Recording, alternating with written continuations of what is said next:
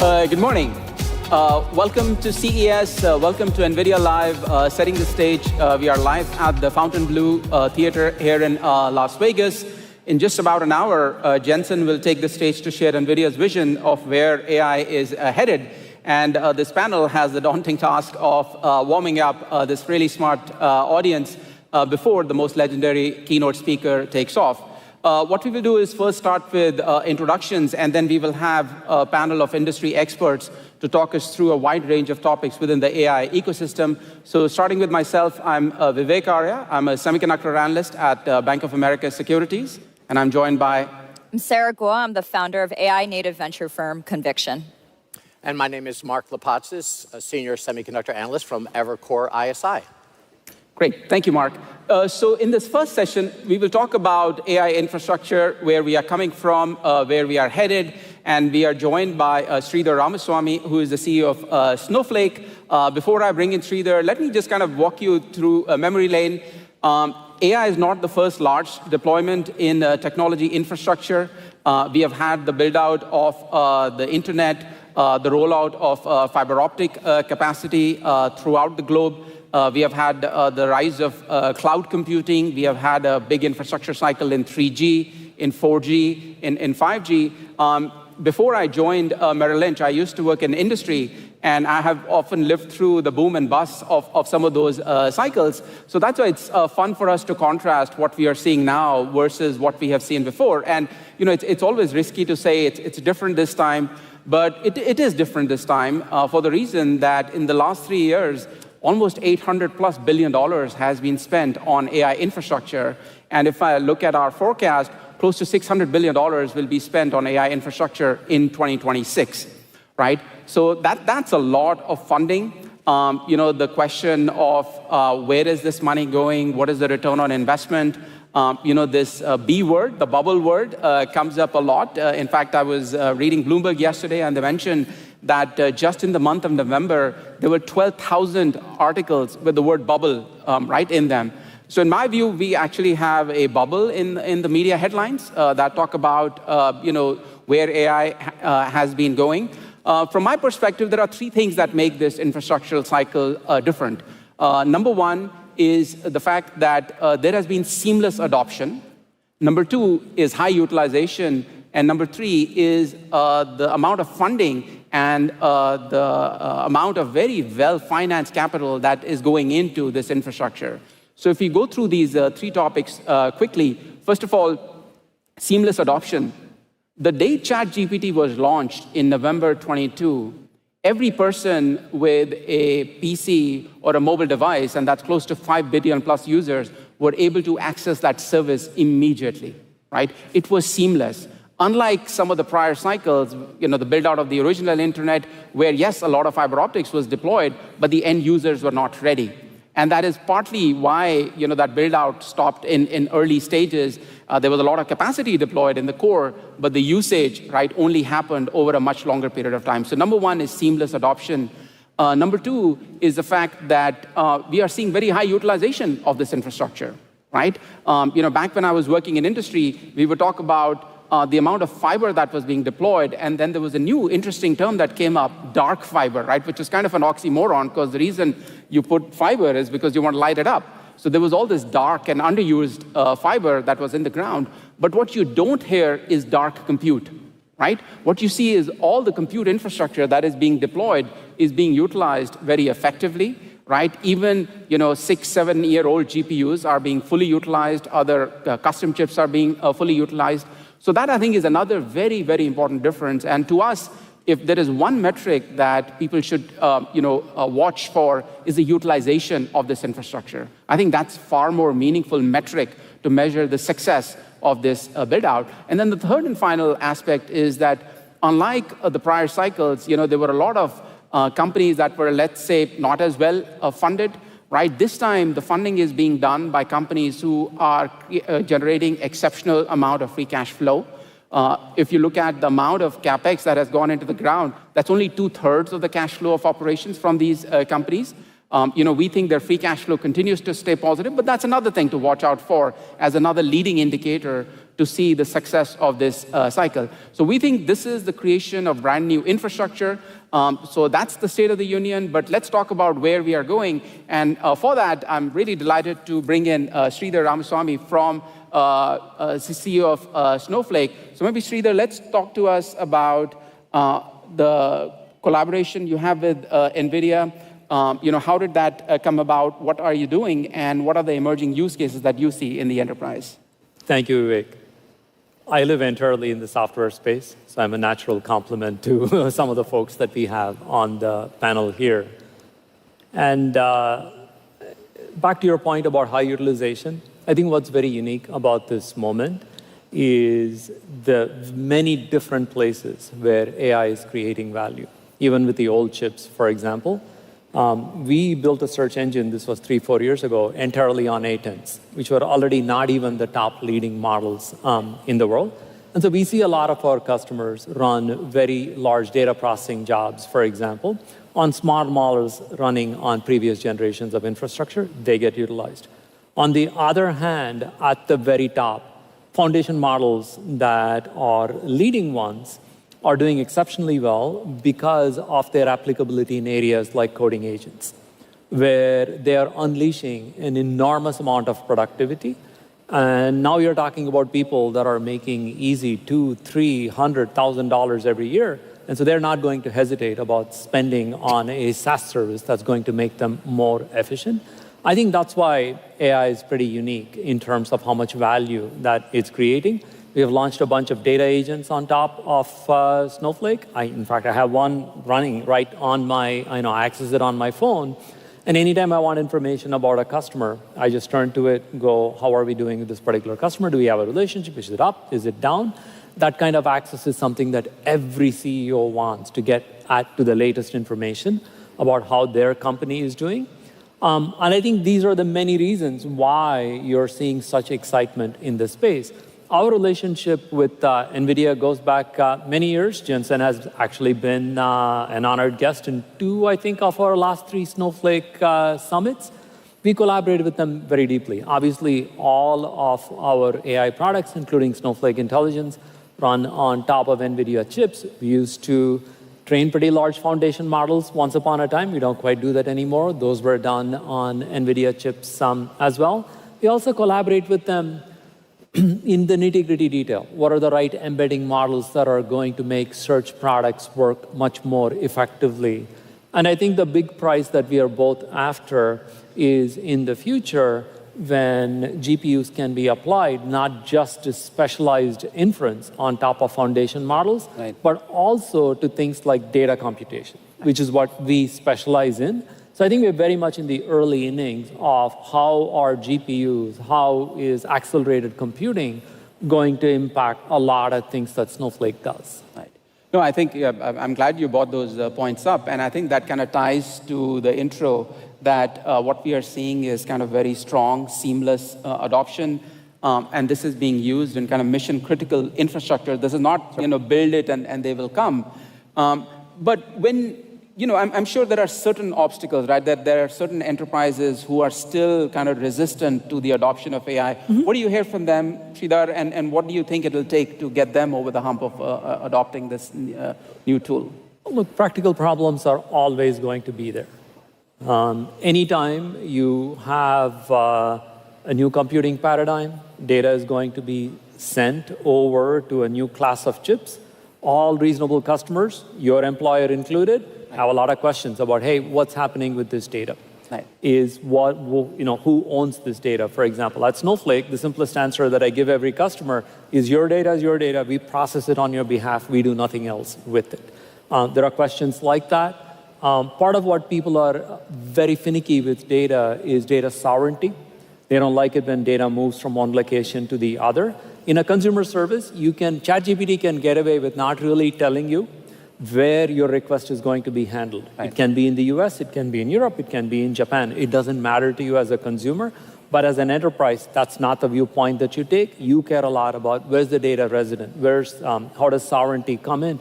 We often end up dealing with things like micro shortages, back to your point about full GPU utilization, where we have customers in Germany that don't quite have capacity right in Germany, and we have to go negotiate with them about is it okay to send that traffic to Sweden or not. Right. So there are these kinds of practical problems that are going to come up, and driving change through an organization. When it comes to day-to-day, how are jobs going to get done? Can you convince people to do them differently? There's no easy answer to that. We have a great sales agent on top of our own data, built on top of Snowflake, but it's an entirely different story for me to tell each and every one of my sellers, you need to be demoing this on your phone every single day.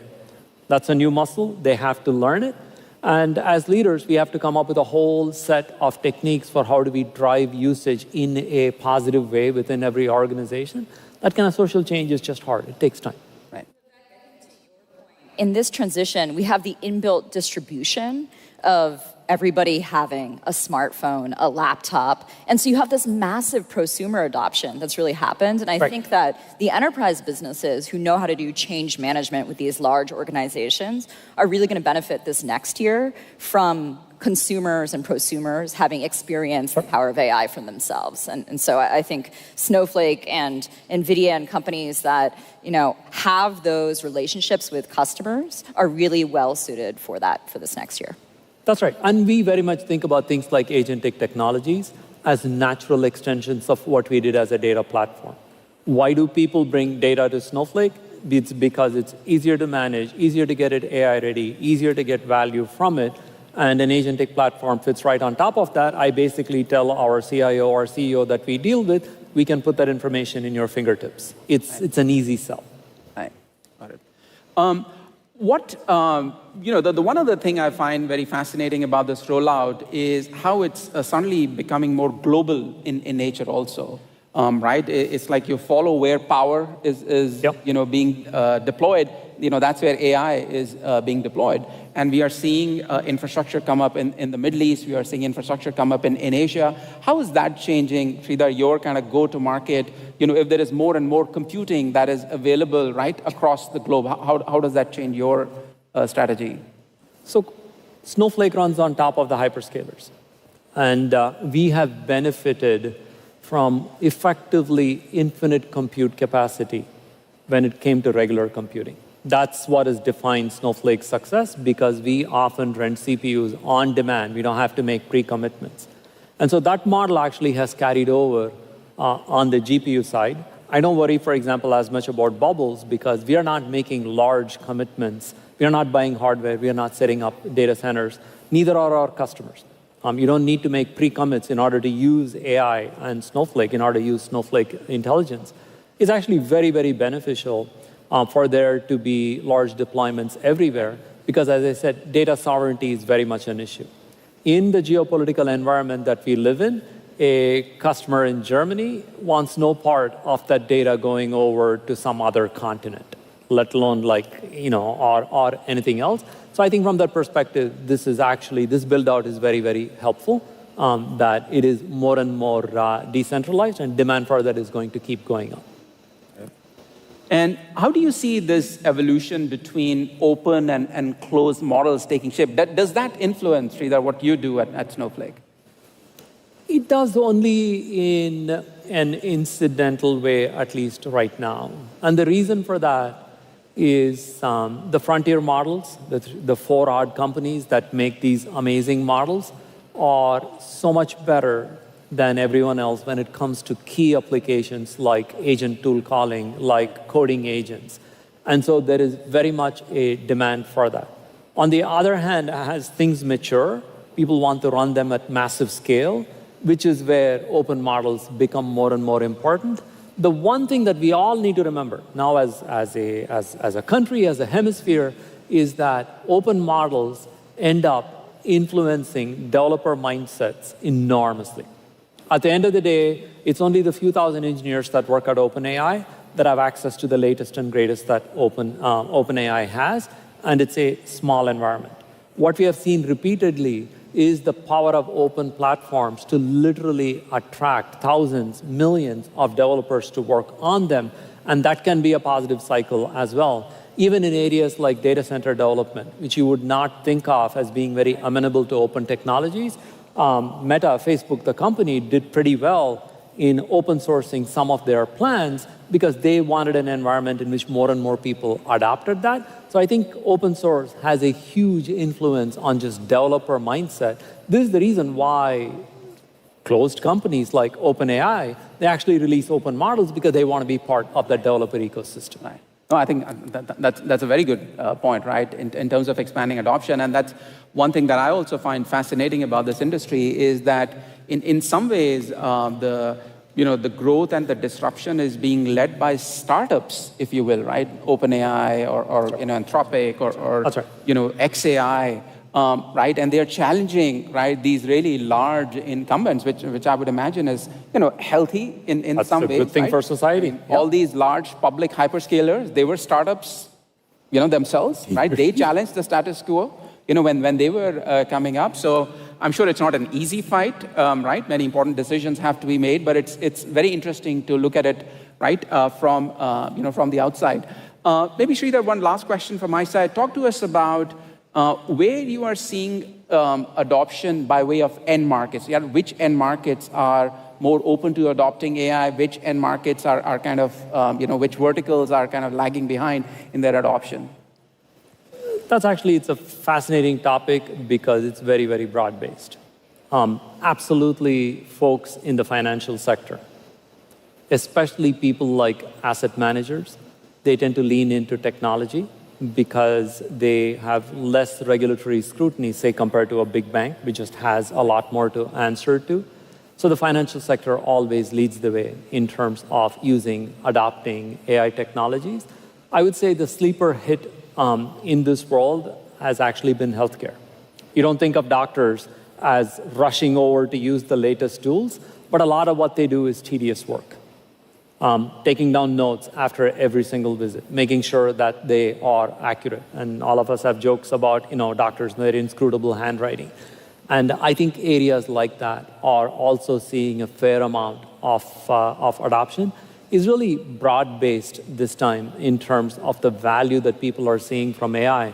And a lot of it, similar to Google search, has been because of the presence of something like ChatGPT that you and I and the 7 billion people in the world that have access to phones can all get to. I think that is really driving a broad-based adoption. And I think what's also really interesting is that unlike Google search, which effectively put out enterprise search, there was no enterprise search once Google succeeded. What I think is unique about this moment is there are all of these interesting applications, like coding agents, that are thriving more in an enterprise context. And ChatGPT isn't really just sweeping the field. So I think that's the other interesting point in terms of the simultaneous growth of both consumer AI as well as enterprise AI. Right. No, and I see, from our enterprise also that there's a lot of, so-called dark data that is sitting there. That's right. Right? That if it is ingested, properly and kind of curated properly, the amount of insights, right, that can be generated from that. So is the missing link, Sridhar, the kind of the productizing of that? Yes, we have the kind of the basic underlying infrastructure in place. Is that how do we take this to actually making a product that is, easy to just click and drag and drop and use? Is that the part that we should be looking forward to? Also, that's an ad for Snowflake because that's what we do. We make data AI ready, but much more, we also help people put governance on the data.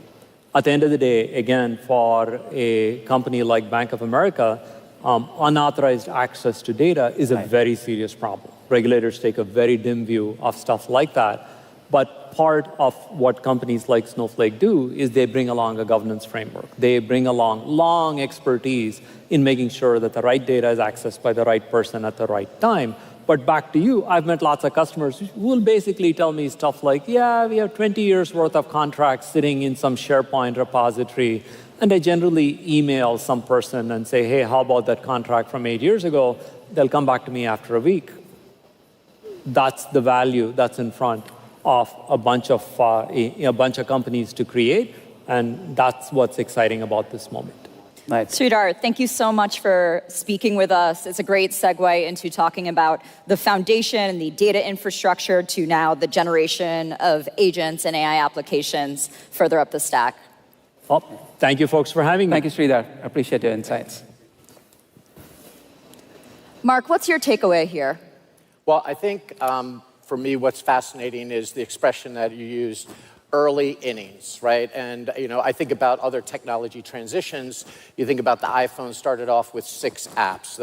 I remember when the PC came out and replaced the mini computer, we were wondering, what are we going to use these things for? Like, are we going to put our recipes on there? Then you had word processing, and then you had spreadsheets and Adobe and all these useful, apps. And from my standpoint, like, how do you invest to support demand for workloads that don't even exist yet? And it goes to the point that Vivek started out with. The utilization of these processors that are getting deployed is as huge as the spending seems, is 100%. We hear that, and the forecast for CapEx just continues to go higher and higher. Absolutely. If anybody has dark compute, as Vivek mentioned, maybe you can just share it with Harjot and Shiv and me and our portfolio companies. We'll happily take it and use it. I'm super excited to talk to the founders of Abridge and CodeRabbit now. Thank you guys for joining us. And talk a little bit about 2 areas where we've just seen a massive surge in adoption of AI within verticals and horizontal functions, healthcare and coding. Healthcare, as Sridhar just mentioned, has been a bit of a surprise for those of us who have been looking at healthcare and investing in it for a long time. A bit of a sleeper category, not the fastest adopter, but has proven differently. And coding, I think, has just been the breakout category for the last year. So, Shiv, let's start with you. Can you first just tell us a little bit about what Abridge does and sort of how the capability advances and reasoning and agents have been important to you guys for the last year?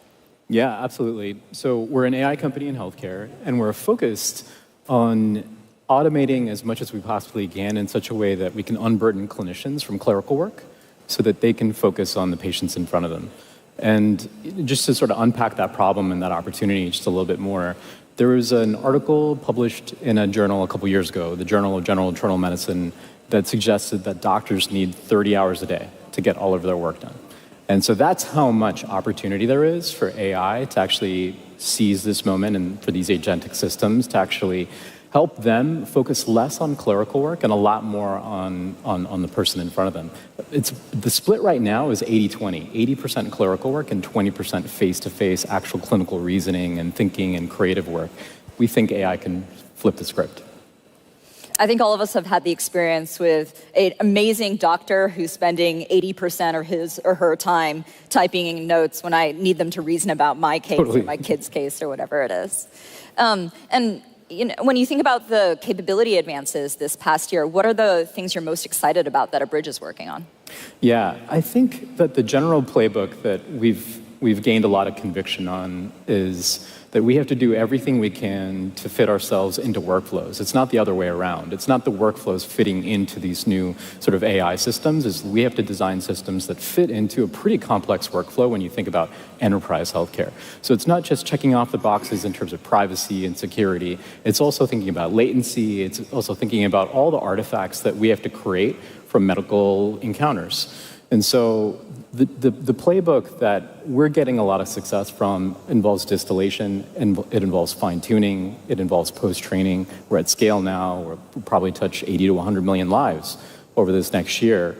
And all the edits that we get on a daily basis, we can learn from so that we can be that much better for every single clinician and every single specialty in every single setting. So that's what I'm most excited about is like now we're on to this new sort of inning where we're learning from these edits, where we're continually getting better, and we're also gaining conviction on certain workflows actually being able to go all the way to the end zone. Harjot, can you talk a little bit about what CodeRabbit focuses on? I think people know that coding agents and coding AI has made rapid progress over this past year, but especially for people who are not developers, who don't run development teams, maybe how does this idea of complex workflows apply to you guys? That's right. The coding, as you all know, has been one of the biggest use cases for generative AI in terms of token usage, right? Started with a lot of simple tab completion to now fully agentic systems. Now you can think of CodeRabbit as using generative AI to review all that code. Now that given that the volume of code has increased significantly, so we provide a critical trust layer that sits between your coding agents and your production allowing the organizations to enforce guardrails on what goes into production as you're vibe coding a lot of these features. We started around a couple of years back, but this has been like a pretty crazy growth trajectory for us, like used by tens of thousands of organizations, hundreds of thousands of developers, and so on. And we clearly see that in the new world of agentic AI, as the models are getting better, like with Opus 4.5, or you've got Gemini 3 and GPT 5.2, the software agents are really getting great, like in terms of going from a high-level prompt to some sort of like a feature or any application that you're building, right? And what happens in this new world is that the two things become super critical. Like as the inner loop gets solved, the outer loops are where the bottleneck emerges. One is how do you review all that work? That's CodeRabbit. And then the other problem is how do you explain to you specify your intent on what needs to be built? How do you describe your destination where you want to go? Harjan, what do you, when you talk about developing an AI for coding, like what does it do for the average coder or the excellent coder? Like how do you think about the value add to the different strata of coders? No, that's a great question. Like what we have seen is now with generative AI, the barrier to get into software development has been lowered. Like you're just going from natural language, English, to any kind of language code that you want to generate. Like earlier, the bottleneck was, hey, I don't know TypeScript, I don't know Rust or any of these languages, and that used to be the barrier.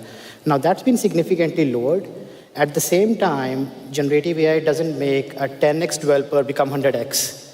Like it takes all the great examples that it has been trained on in the open source and brings those examples to more of an average developer or someone who's just starting out and makes them good enough with code. So that bottleneck has not been removed. So a lot more people are now getting into coding. So a lot of people fear that, okay, maybe the coding jobs are going away, but that's actually not what's happening. We are seeing a lot more people are now getting into coding. At the same time, we still have to see whether someone who's been 10x can become 100x. I mean, of course, now they're getting more volume of code getting generated, but then the review and other things are still a bottleneck. Shiv, you work in an area where all the decisions and the data is really mission critical. Totally. I'm thinking about this idea of needing review once you have more speed and other bottlenecks being removed in different fields. How do you think about building trust in the healthcare sector where users are rightfully pretty risk averse? Yeah, absolutely. Trust is table stakes. And I think it's some combination of transparency, reliability, and credibility. And so from the transparency standpoint, I think being able to build trust in healthcare, it's a pretty high bar. And there's auditability that's involved. There's some amount of transparency involved in terms of how we benchmark our models and how we share those metrics with our health systems. But there's also a lot of work around evals and being able to actually deploy something and then in a pretty organic way share with the health system partner, like this is what we're seeing actually, and we've created any number of LLM judges, for example, that will actually look at the outputs and judge it against the health system's metrics, their rubrics, so that they can understand how well anything is performing. So I think it's not just about that, it's also about credibility, in healthcare, it's about publishing. It's about actually partnering with folks and being arm's length distance from the researchers who are actually going to do some semblance of maybe a randomized control trial to actually assess what is the actual impact here. For us, I think if there is a mantra that we repeat in the company is that we want to save people time. We want to help people be more present with each other. We also want to save the system money. We know that healthcare needs deflationary economics. And there's just so much opportunity for AI to assist, to augment, and to automate, and to actually bring people closer together. And that's something that I think we need as a society more than anything else. But then there's a third act. There's saving lives. There's how do you actually help clinicians make better decisions? Like you were pointing to with your family members. How do you help them actually operate at the quote unquote top of their license, at the top of their own creative stack? And so the stakes get higher and higher as we go farther on this journey, because getting into that world, that space of clinical decision support, involves a lot more hoops. There's a lot more red tape, but it makes sense. So one of the big buzzwords for this past year that there's a lot of controversy around is just agents and agentic capabilities, especially on more complex, long-running tasks, like both of you face. You're in the real world. You deal with let's say, grouchy users. You deal with perhaps grouchy, but certainly very careful users. Is agent reliability a solved problem today? Yeah, it does. I think it depends how we invoke agents versus how we invoke agentic systems. Probably depends on what kind of use case we're targeting. In healthcare, there are high-frequency, low-stakes workflows where an agent can, with the appropriate harness, for example, in the background with access to all the appropriate data, with the right guardrails in place, actually get jobs done and do it behind the scenes, perhaps, without a human in the loop. But then there are tasks, there are jobs that should involve a human, especially in healthcare where maybe like a chemotherapy is involved or some like new diagnostic or therapeutic or some really important high stakes decision is involved. There should be a human involved. And so that's where a lot of our early sort of products have focused, is those sort of experiences where we have to fit into a system where humans are there to check the output and be that last mile. Yeah, I think in the coding side, it's been challenging and constant evolution, and people are still learning. Most of the use cases where we've seen strong product market fit for these agents has been very interactive use cases. Human being in the loop and having a constant chat session with something like Cloud Code or some of these agents that have now made it, right? And the challenge there is, like, as soon as you go into like background agents where they can run for a longer horizon, the reliability is very, very low. And you would see that in every organization, out of 10 developers, maybe 2 or 3 are really crushing it with their cursor usage or Cloud Code usage, while the rest of the engineers are still struggling with the right prompting techniques. And it becomes really challenging because unlike your self-driving cars where you put in your destination, it takes you there, in coding, you're describing your destination. And if your description is not accurate, the agent may run for 30 minutes, but you will end up with a lot of slop, right? And that's where like the challenges have been around human in the loop, how frequently those agents should come back with counter questions. And another thing has been like the tool calling formats. Like there's been a lot of discussion around how do you act in the real world, like sandboxes, for instance. Can we generate code to do everything? Like there's a big philosophy and right now that like for every action, there should be code generation behind it, right, to make it more accurate. So those kind of things people are still figuring out. One question, Sarah, if I may. I'm curious, what is the biggest barrier to adoption in healthcare? Because, right, that seems like such a natural, adopter, right, of this technology. Is it, you think that the underlying technology infrastructure is acceptable? Is that's not the bottleneck? Is it the delivery of that? Is it that there are certain decision makers who have a natural, to your point, whether it's a regulatory aspect, right, whether it's the privacy aspect. So what needs to be solved for there to be much broader and faster adoption? Yeah, it's a great question. I think it's not technical. It's really change management, and that's the biggest challenge. Healthcare is an industry that, for a lot of good reasons, has moved slow, but that's not this moment right now with AI. Healthcare is actually moving faster, arguably, than any other industry in taking in AI, and a majority of doctors in this country are using AI in some way, shape, or form every single day that they're seeing patients. So I think the real challenge as we start to, or continue to scale, but also get into new use cases that AI can take on, is going to be around change management. It's going to be around putting new solutions in front of users, getting them used to these very, very fast feedback loops. Nice. The ground is shifting so quickly. Every couple weeks, there's some big improvement. For us, for example, we do a lot more context engineering than we used to. We pull data from not just, say, a medical record system, but maybe from a payer system, maybe from textbooks, and we're engineering that together with a conversation to create output that's compliant, that output that's also clinically useful. And maybe last week's user didn't benefit from that, so how do we get them to retry that solution next week and the week after? And so I think that's probably the biggest challenge. At the same time, I think it is a pretty historic moment right now where it's moving very quickly in healthcare.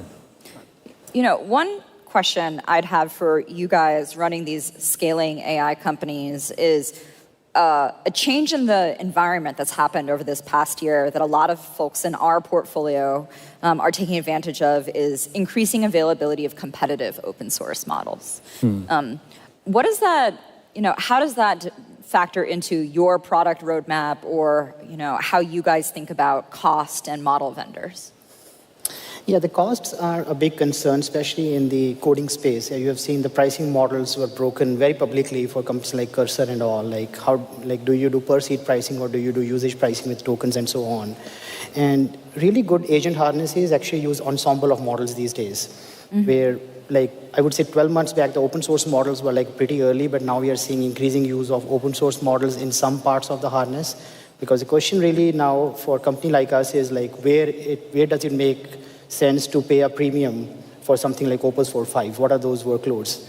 And there was a moment in time where the narrative very strongly in the industry was you can only use the best coding model, no matter how expensive or slow it is, and open source can't catch up. And you feel that's different now? That has changed now, for sure, right? We have seen really great open source models which have started replacing some parts of even our workloads, like summarization and some of those exploratory, how do you do grep searches on the code bases and so on. So those can be done really well with some smaller open source models, which are very cost effective.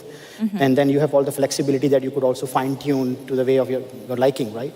But the premium models still are premium models. If you're going with something like code review, which is a very reasoning heavy use case. So we are one of the biggest users of some of these reasoning models like Opus and GPT-5 on the highest settings.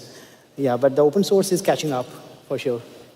Shiv, everyone knows that coding is a very compute-intensive AI application. You can just trade more compute for better output. Is that true in healthcare? Are you guys a compute-heavy organization or a reasoning-heavy product? Yeah, absolutely. I think there's the training of the models, but there's also all things related to inference, and that's where NVIDIA's stack is a boon for us, because fitting into the workflow means that there's uptime concerns, there's latency concerns, in addition to all the concerns around accuracy. Right, inference is a very complex problem, actually. Yeah, exactly, and you don't get a retry.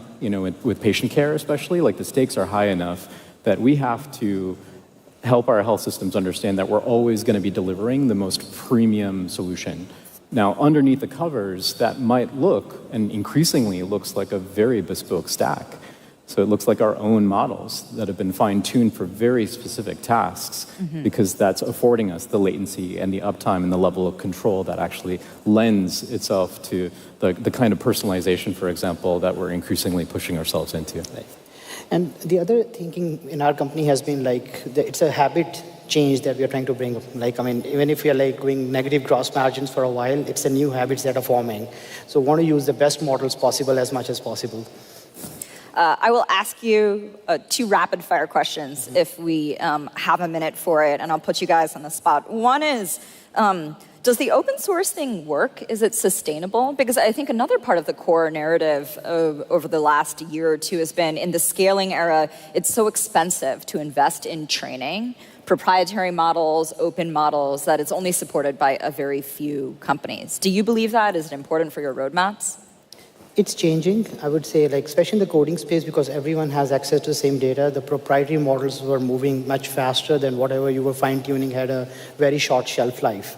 So all that investment in custom data sets never made sense, right?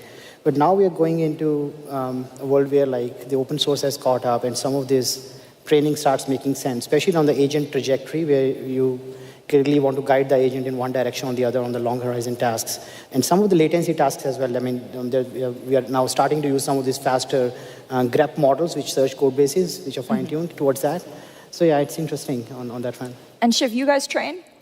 Say it again? You train internally Absolutely. your custom models, and you don't feel like you need to go spend the budget of OpenAI to do it? We feel like when there is a new foundational capability that comes out, we need to make sure that we understand it and that we use it if it's going to amount in a better user experience.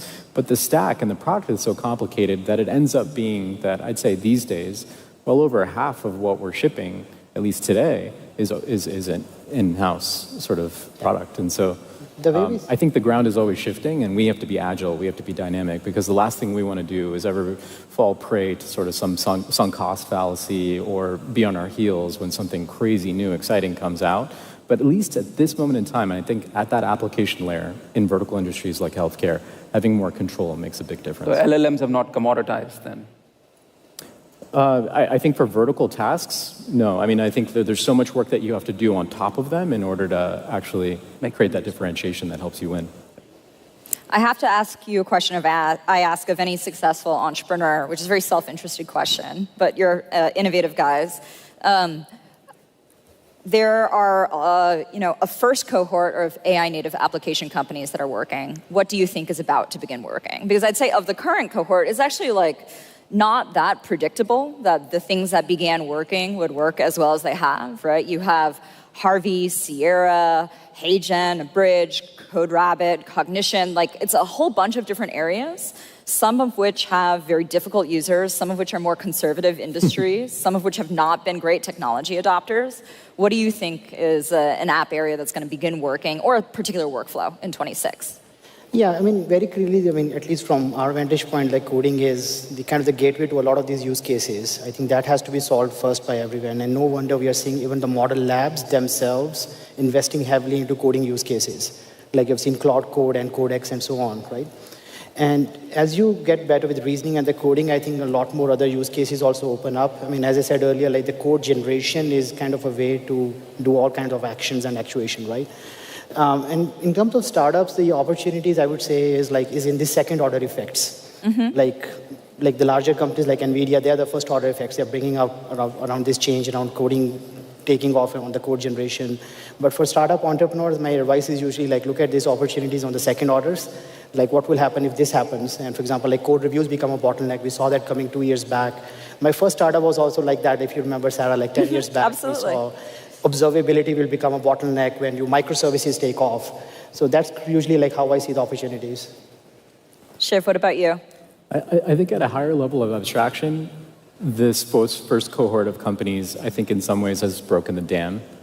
And we're just going to see the same lens that we've all applied and you've applied expertly to startups work really, really well, better than ever before. Really big pain points and really big markets are just going to take off because you can apply these tools in all the different ways. Over these last 2 weeks, my 9-year-old twin boys were using Claude Code to build Pokemon sorting applications. So I think the whole world is going to change probably in record time over these next 12 months. But I just imagine that the same sort of lens that you've always applied to companies we're going to be able to apply again. Yeah, I think that's a very optimistic note to end this part of the conversation on. Perhaps a less obvious or less clearly right view, agree with everything you said, has been that I've held for most of the last year is actually I think more people will create software than this is something I changed my point of view on over the last few years. I've been who wants to make applications? Only engineers, 25 million of them. Mm-hmm. And I think that's about to change. I think code generation is much more powerful than we think, and it'll end up with your boys and with developers and with a lot more users. 100%. Thank you guys so much. Really appreciate it. Thank you. Yeah. So Vivek, are we going to use code generation and financial analysis or anything else?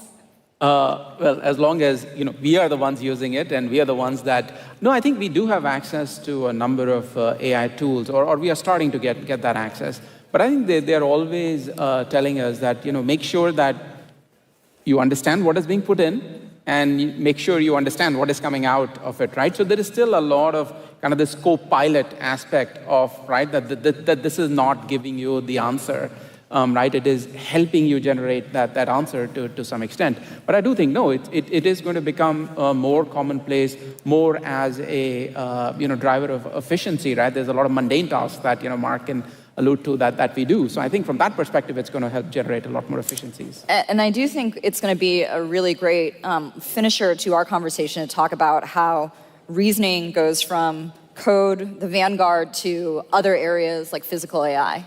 And that's a great segue to the next segment. So very excited and honored to introduce two CEOs, the CEO of Mercedes-Benz, Ola Kalenius, and the CEO, co-founder of Skilled AI, Deepak Prathak. There's so much to talk about, and unfortunately we have a limited amount of time. So before Jensen takes the stage, and for those dialing in on the stream, you can stay on the stream to listen to Jensen's keynote afterwards, so you don't have to find another stream. So Ola, I want to start with you because you have implemented AI both in the factory and in the car car. And I believe you were one of the first to get certified, if not the first to get certified in the US for level 3 AV driving with Drive Pilot. And I'm wondering if you could help people understand, like, what were the advancements in the technology that enabled you to get to that milestone? Give us a sense. What did it take to get to that milestone? Well, first of all, great to join this NVIDIA pregame show. I'm very excited to see Jensen's speech here in a few minutes. But this is a journey in terms of automated driving that started already 40 years ago. So the engineers at Mercedes, they kicked off a project back in the 80s that they called Prometheus. And what was their idea? The idea was to make driving safer. But of course, they didn't have the compute, they didn't have the sensing or the sophisticated AI stacks that we have today. And if we now fast forward through all those years, the first driving assistance systems that we launched in the early 90s, where are we now? We're now at the stage where that compute, the sensing, and the brain, the AI stack, can almost solve any one of issues that a car needs to go through traffic. But the key word is here to do it safely and explain to the driver or the passenger what the car can and cannot do. So what was the big step for level 3? Was not just the engineering task, it was also a legal task, because the computer actually takes over. And that's the difference between a level 2 system where the human is responsible and a level 3 and above where the computer is responsible. And not to get too far ahead of ourselves, but level 4 and level 5 for many people just can't seem to come fast enough. And I'm wondering, what are the lessons learned from level 3, getting to that milestone? And what further technological advancements do you need in order to get there? What we're going to see very quickly, and in fact, I had a chance yesterday with the combined Mercedes and NVIDIA team to drive it through San Francisco and down into Silicon Valley, is point-to-point navigation. So a very, very sophisticated level 2 system. Some people refer to it as level 2++, where it feels like the car is on rails. You're just driving and it does everything. I drove uninterrupted for more than an hour through pretty heavy traffic yesterday, actually, on a Sunday in San Francisco, onto the freeway, no problems there, negotiated everything on the freeway, off the freeway, and back into the city again. So that level 2++ that we're launching with NVIDIA here in the States later this year, that's going to come fast. At Mercedes, very fast in many cars. Then you're going to have level 3, and of course you have level 4 robotaxis out there already today. But eventually we will have level 4 private use cars as well, so you can really sit back and relax and the car takes over everything. It's not science fiction, it's not that far away. And what is as you explain the journey that Mercedes-Benz is taking in order to get there, what is the biggest misperception that you get from people when you talk about this topic? Well, if you're on the task and you ask the engineering teams that are working on this, to get to the 99% demonstrator is relatively easy. Not easy, but relatively easy. But the long tail of everything else that can happen, that becomes a more challenging task. And that is why safety is key. You can go quick and dirty, but you take then more risk than maybe you would like to take. But if you really want to solve the long tail, there is much more work involved, much more driving involved, much more processing of data involved, much more thinking involved of how to approach this problem. But technology is moving fast, so I'm an absolute technology optimist on this, coming to a road near you soon, at least if you're driving a Mercedes. Well, I can relate to this because, I plugged a transcript into my favorite LLM to summarize, and when it came back with a summary, it made a mistake. And I pointed it out, and the response was, good catch. Sorry about that, right? That probably does not apply on the road. No, it doesn't. If you're moving an object that weighs, 4,000 pounds, and it's moving at 50 miles an hour, I think a sorry is not going to cut it. So there needs to be quite a bit higher level of certainty and safety, as I mentioned, in that equation. That is also why we take the approach. You don't have to rush into the market. You don't have to be the first, but you got to make sure that what you do is robust. And then it's also a question of familiarity. I was looking at a customer study, and it's different in different countries, that if you have never tried it and you never try it, then it's like, you know it's there, but you're not touching the machine. Once you get over that hurdle, and especially I think parking is a no-brainer. Who likes to park? Nobody likes to park. Now that you have sensors, we have in the new CLA that we're just launching here in the States, 27 sensors around the car. It sees in all directions. Any parking situation that you feel intimidating, that car will solve for you. Push a button and the car parks for you. So once you have, as a driver, jumped over that one hurdle, you have used the machine once or twice or a few times, then it becomes second nature. And that's why I think this is going to be, it's going to be a feature that every driver down the road is going to demand. I want to shift over to Deepak. I'm going to guess, Deepak, that more of our watchers in the audience are familiar with Mercedes-Benz than skilled AI. And so maybe if you could just introduce skilled AI and help people understand what you're doing. Sounds good. First of all, great to be here. Thank you so much for having me. At Skilled, what we do is, in single line, is any robot, any task, one brain. We are building a general purpose brain for robotics. When I say general purpose, it often gets discounted. It's a general AI model, but it's a general model across robot hardware. We put the same brain on a human-like robot, humanoids, same brain on a dog-like robot, quadrupeds, same brain on an arm on an AMR base in a factory. So why do we go so general? There are two reasons we do it. First is, if you think of robotics as an area, what comes first to your mind? Like, if you think of language models, you think of a brain. You think of robots, you think of hardware. You do not think of a brain. But for the last 70 years, for the last several decades, there are so many impressive robotics demos out there.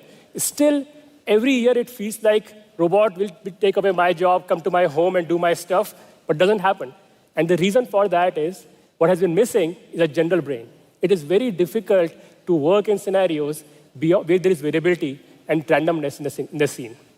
Second reason for us is, I love Mercedes car, but in the hardware space, whenever there is one product, there are multiple different kind of hardwares which are there, like different car companies, different cars. Even for robots, it's even more true. Like one robot for your factory, one for home, maybe different form factors. You have dog-like robots, more cute robots. With being general across robot bodies, we can leverage data from any source and create this data flywheel, which can keep on fueling the progress in this area. So, Deepak, I think that the industry, the robotics and AI industries together have agreed that data is the problem and why we don't have this brain yet. And so you said you've solved one problem structurally where you can collect from different sources. But what is your philosophical point of view on what it takes, right? Because there's actually, in my understanding, huge dispersion of opinion here, where some people are like, it's world models, we're going to get it all from video pre-training. Some people believe, sim to real, RL, we can solve this problem in simulation. Others believe you need on-robot data collection, and it's just going to be as expensive as it is. Egocentric data, what's the answer here? What's the recipe? I've been in this area for the last 15 years. I'm also professor at Carnegie Mellon University in robotics. There is no magic bullet, right? Unlike digital AI, like LLMs, like in case of OpenAI, ChatGPT, these language Gemini-like models, there is data on the internet. But there is no data on the internet for robotics.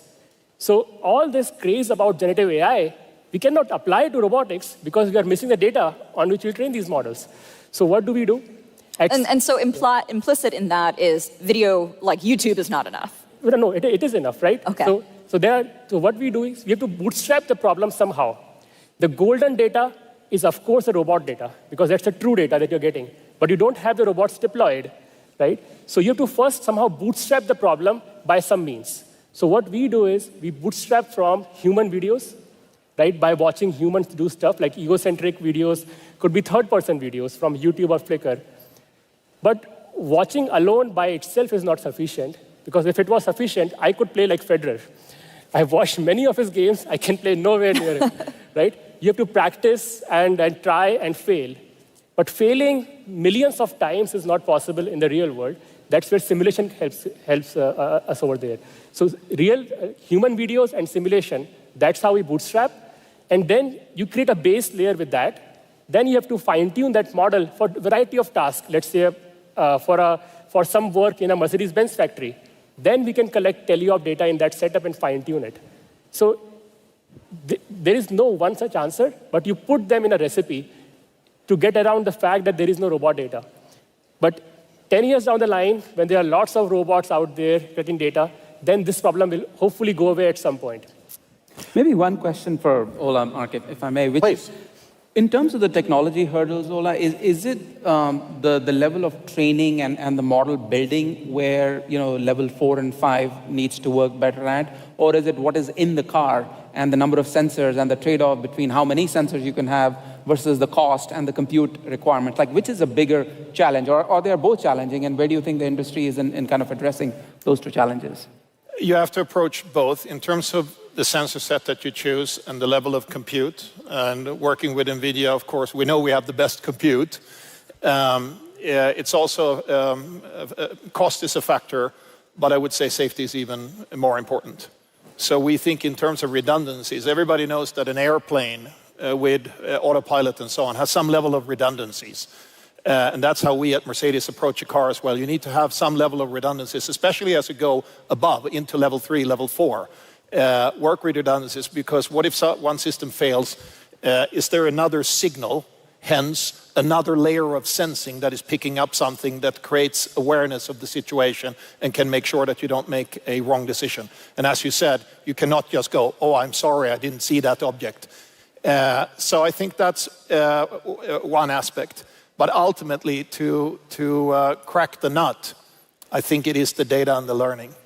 So the long tail that I was describing, it is working that. And there is no shortcut there where you can just push a button and now a very smart mathematical model and it's learning by itself and it's all done. You're going to have to go through the hard work as well. You're going to have to do the miles.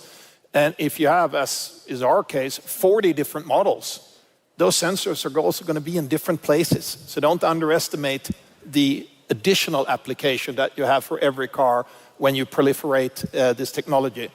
But the basis, your foundation needs to be right. If that foundation and that foundation model is right, you have picked the right sensor set, the right compute, you have all the ingredients there to get it right. It's interesting, you talk about it seems like you have a task-specific robot in a car, and you're designing for general purpose. And I'm wondering, Deepak, can you contrast, what does that mean, like a task-specific versus a general purpose, and the challenge you have for, identifying the different modalities and this concept of adaptability? Yeah, it's a really good question and heavily misunderstood at all times. Like, if you look at the example from the language community, I keep going into LLMs because we are in an AI panel here. So in LLMs, before these language models took over, in language field, every application was done in a very specialized manner. You would have a system for search, system for question answering, you have a system for math, system for coding, system for translation. Every single application you can think of, different systems. And guess what? Nobody used those systems. They were all really bad, right? So what was the main finding from this? The main finding was that you had to first go general and then go special, right? So with these models, we made general model, which can generally write code, generally write English passages, generally reason, and then you can now take these systems, and you can see in many enterprise applications, they take these models, they fine-tune them for their application, which is exactly what we do. Like, we are building this general brain to get the recipe out there. Because if you go to one area directly, so cars is special because for cars, people drive car already to go from point A to point B. People love Mercedes car because they like to drive it, right? They are not driving Mercedes. One day they can help Ola to build self-driving. They have been driving it for the heck of it. They like it. But in robots, in other applications, there is no such way to collect data at massive scale. So if you can solve the generality first, then that can help you train these specialized systems with less data, which is the exact finding from these language models. So I would say we are going for a specialized, but with in between a general layer to reach there. You know, we only have a couple of minutes left. Unfortunately, we could go for an hour. And Ola, I want to come to the other part of AI where you use AI, and that's in the factories. And can you help us understand, like, one of the biggest questions we get? Are you generating a return on the AI investment that you make? And I'm wondering if you could talk about that. And, you know, and another kind of high-level question I have is, does AI change the manufacturing cost curve? So when I hear Deepak talk here, I'm excited because I know the work that is going on here in the robotics field, that's going to be one of the biggest, if not the biggest, productivity gain in our factories in decades, or maybe even in 100 years. Because what's happening there is that we're going to have these different types of robots gradually taking over tasks in the factory.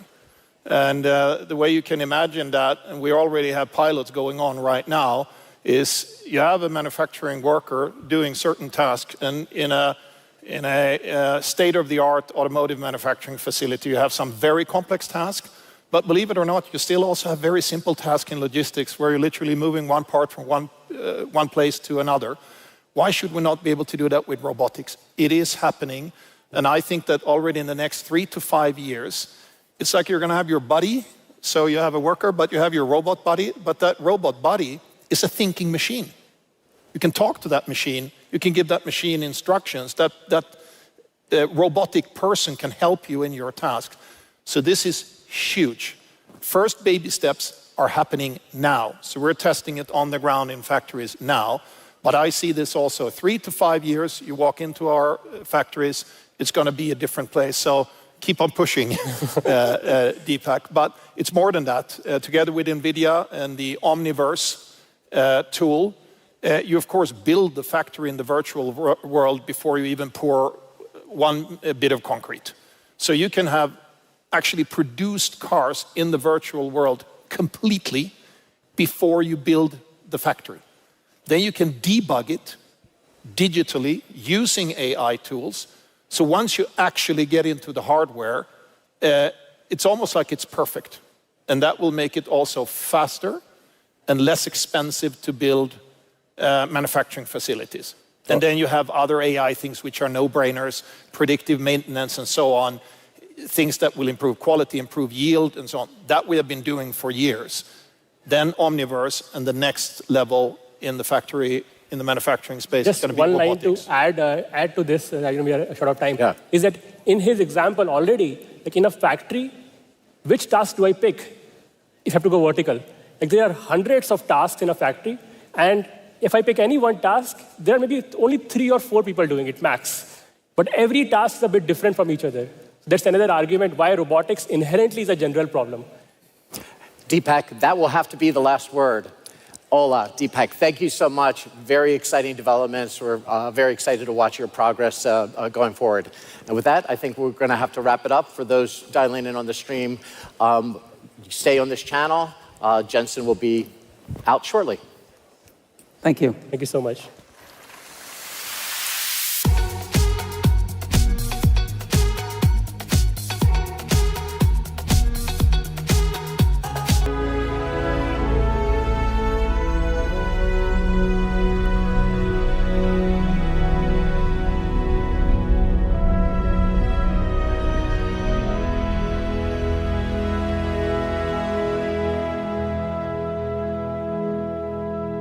Welcome to the stage, NVIDIA founder and CEO, Jensen Huang.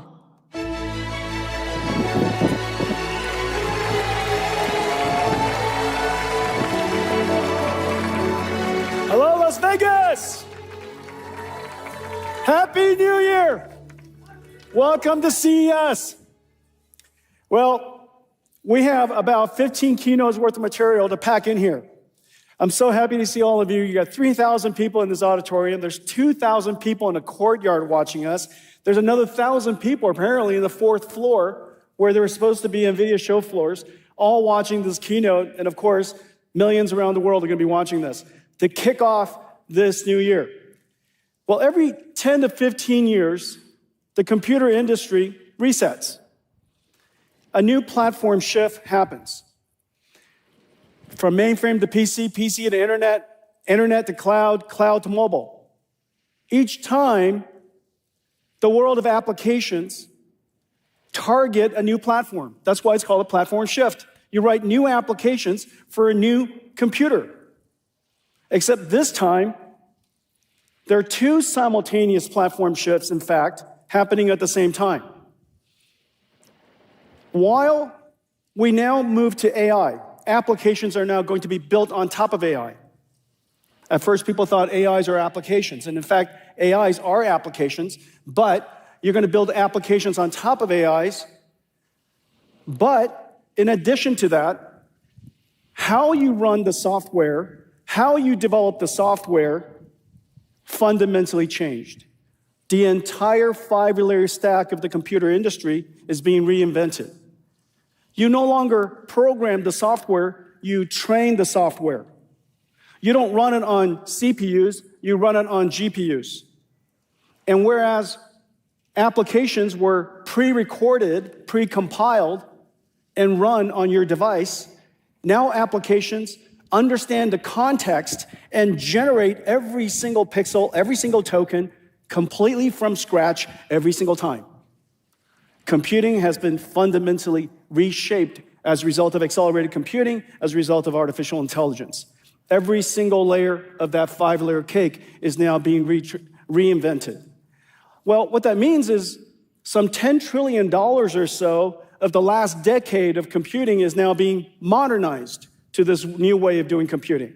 What that means is hundreds of billions of dollars, a couple of $100 billion in VC funding each year is going into modernize and inventing this new world. And what it means is $100 trillion of industry, several percent of which is R&D budget, is shifting over to artificial intelligence. People ask, where is the money coming from? That's where the money is coming from. The modernization of AI to AI, the shifting of R&D budgets from classical methods to now artificial intelligence methods. Enormous amounts of investments coming into this industry, which explains why we're so busy. And this last year was no difference. This last year was incredible. This last year, there's a slide coming. This is what happens when you don't practice. It's the first keynote of the year. I hope it's your first keynote of the year. Otherwise, you have been pretty busy. This is our first keynote of the year. We're going to get the spider webs out. And so 2025 was an incredible year. It seemed like everything was happening all at the same time, and in fact, it probably was. The first thing, of course, is scaling laws. In 2015, the first language model that I thought was really going to make a difference made a huge difference. It was called BERT. 2017, Transformers came.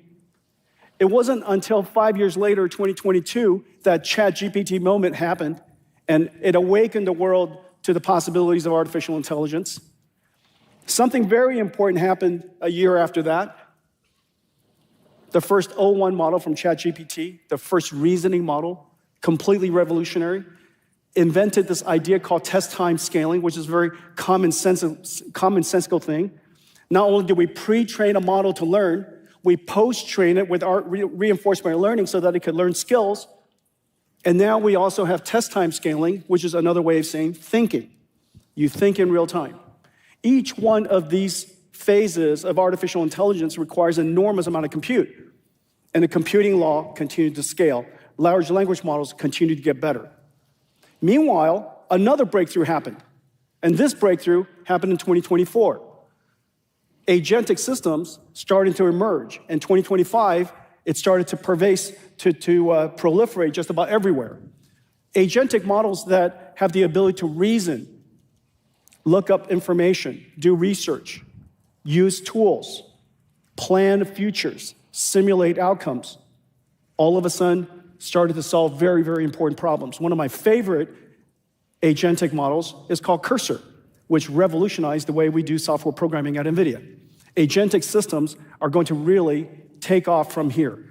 Of course, there were other types of AI. We know that large language models isn't the only type of information. Wherever the universe has information, wherever the universe has structure, we could teach a large language model, a form of language model, to go understand that information, to understand its representation, and to turn that into an AI. one of the biggest, most important one is physical AI, AIs that understand the laws of nature. And then, of course, physical AI is about AIs interacting with the world, but the world itself has information, encoded information, and that's called AI physics. AI that, in the case of physical AI, you have AI that interacts with the physical world, and you have AI physics, AI that understands the laws of physics. And then lastly, one of the most important things that happened last year, the advancement of open models. We can now know that AI is going to proliferate everywhere when open source, when open innovation, when innovation across every single company and every industry around the world is activated at the same time. Open models really took off last year. In fact, last year, we saw the advance of DeepSeek R1, the first open model that's a reasoning system.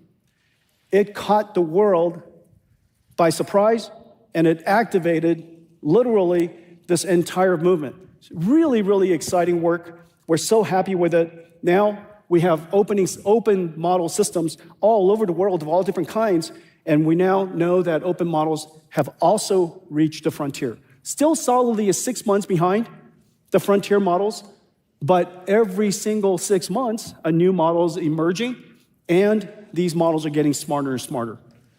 Because of that, you could see the number of downloads has exploded.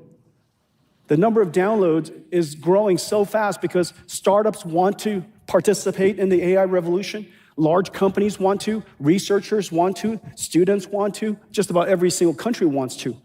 How is it possible that intelligence, the digital form of intelligence, will leave anyone behind? And so open models has really revolutionized artificial intelligence last year. This entire industry is going to be reshaped as a result of that. Now, we had this inkling some time ago. You might have heard that several years ago, we just started to build and operate our own AI supercomputers. We call them DGX clouds. A lot of people asked, are you going into the cloud business? The answer is no. We're building these DGX supercomputers for our own use. Well, it turns out we have billions of dollars of supercomputers in operation so that we could develop our open models. I am so pleased with the work that we're doing. It is starting to attract attention all over the world and all over the industries because we are doing frontier AI model work in so many different domains. The work that we did in proteins, in digital biology, La Proteina to be able to synthesize and generate proteins, OpenFold 3 to understand the structure of proteins, Evo 2, how to understand and generate multiple proteins, otherwise the beginnings of cellular representation. Earth 2, AI that understands the laws of physics. The work that we did with ForecastNet, the work that we did with CorrDiff, really revolutionized the way that people are doing weather prediction. Nemotron, we're now doing groundbreaking work there. The first hybrid transformer SSM model that's incredibly fast and therefore can think for a very long time or can think very quickly for not a very long time and produce very, very smart, intelligent answers. Nemotron 3 is groundbreaking work, and you can expect us to deliver other versions of Nemotron 3 in the near future. Cosmos, a frontier, open, world foundation model, one that understands how the world works. Groot, a humanoid robotic system, articulation, mobility, locomotion. These models, these technologies are now being integrated, and in each one of these cases, open to the world. Frontier humanoid robotics models open to the world. And then today, we're going to talk a little bit about Alpamayo, the work that we've been doing in self-driving cars. Not only do we open source the models, we also open source the data that we use to train those models. Because in that way, only in that way, can you truly trust how the models came to be. We open source all the models. We help you make derivatives from them. We have a whole suite of libraries. We call the NEMO libraries, physics NEMO libraries, and the Clara NEMO libraries, each BioNEMO libraries. Each one of these libraries are life cycle management systems of AIs, so that you could process the data, you could generate data, you could train the model, you could create the model, evaluate the model, guardrail the model, all the way to deploying the model Each one of these libraries are incredibly complex, and all of it is open sourced. And so now, on top of this platform, NVIDIA is a frontier AI model builder, and we build it in a very special way. We build it completely in the open so that we can enable every company, every industry, every country to be part of this AI revolution. I'm incredibly proud of the work that we're doing there. In fact, if you notice the charts, the chart shows that our contribution to this industry is bar none. And you're going to see us, in fact, continue to do that, if not accelerate. These models are also world-class. All systems are down. This never happens in Santa Clara. Is it because of Las Vegas?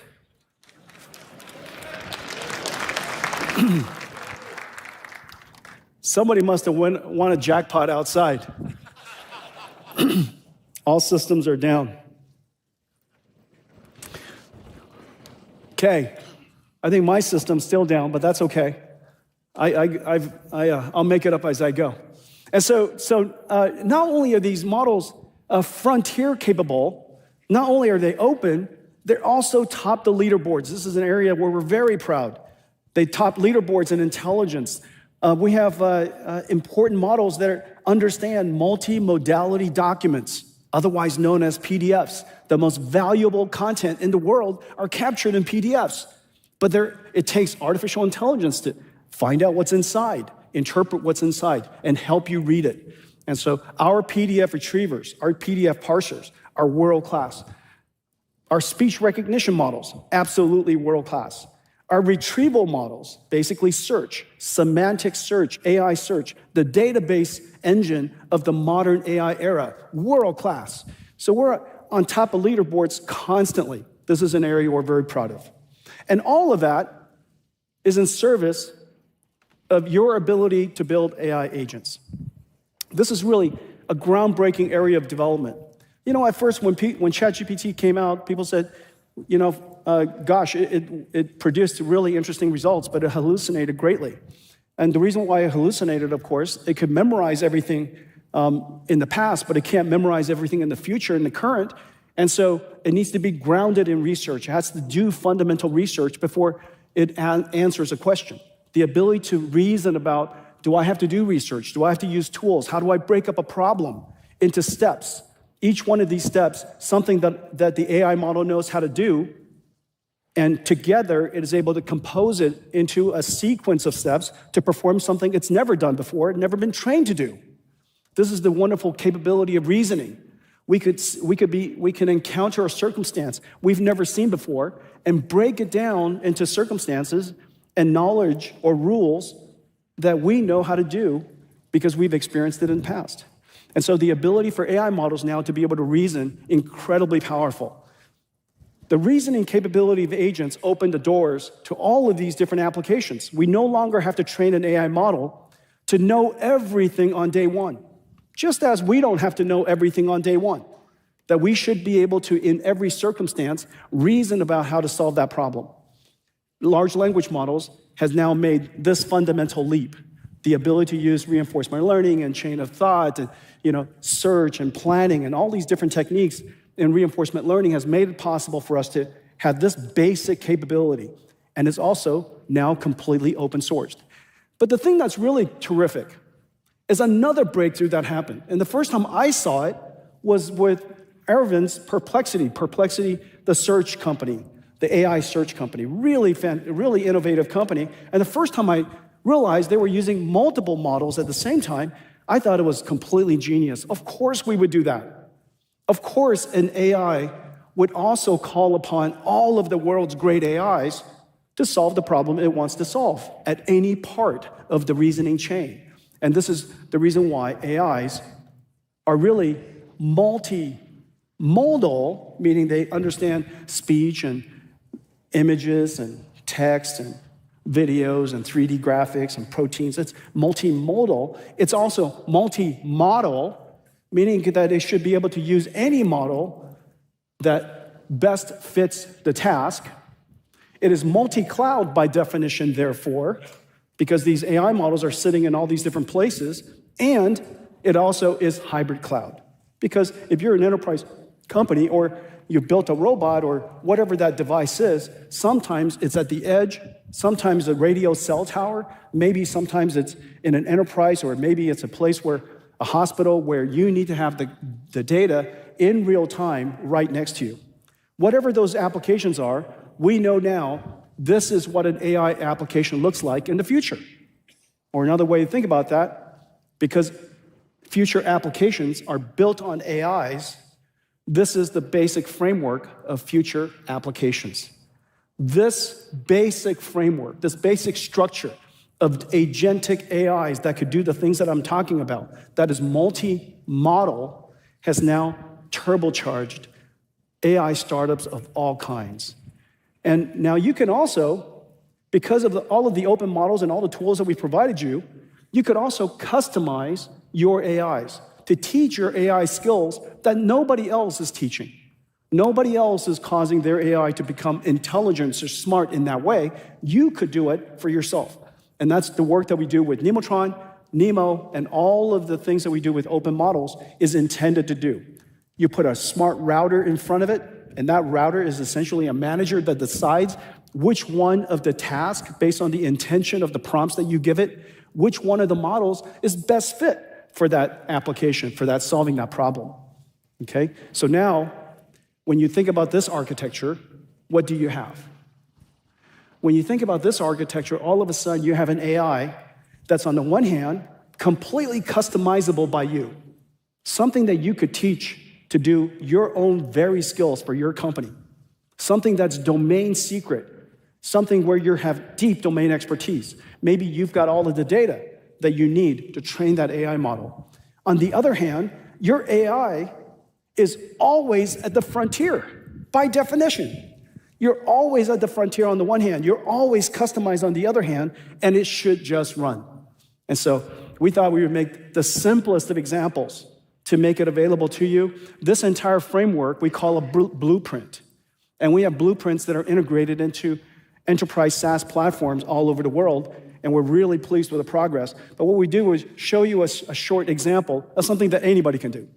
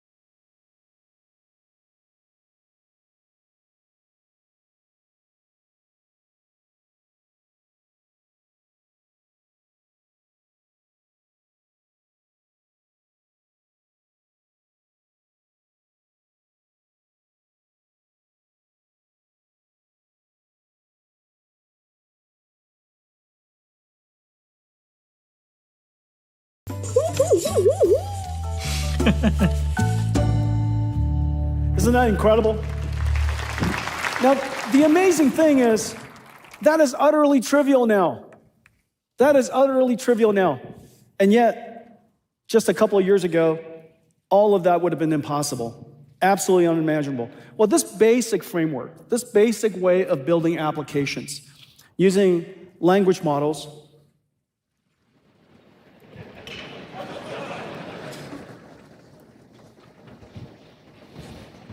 using language models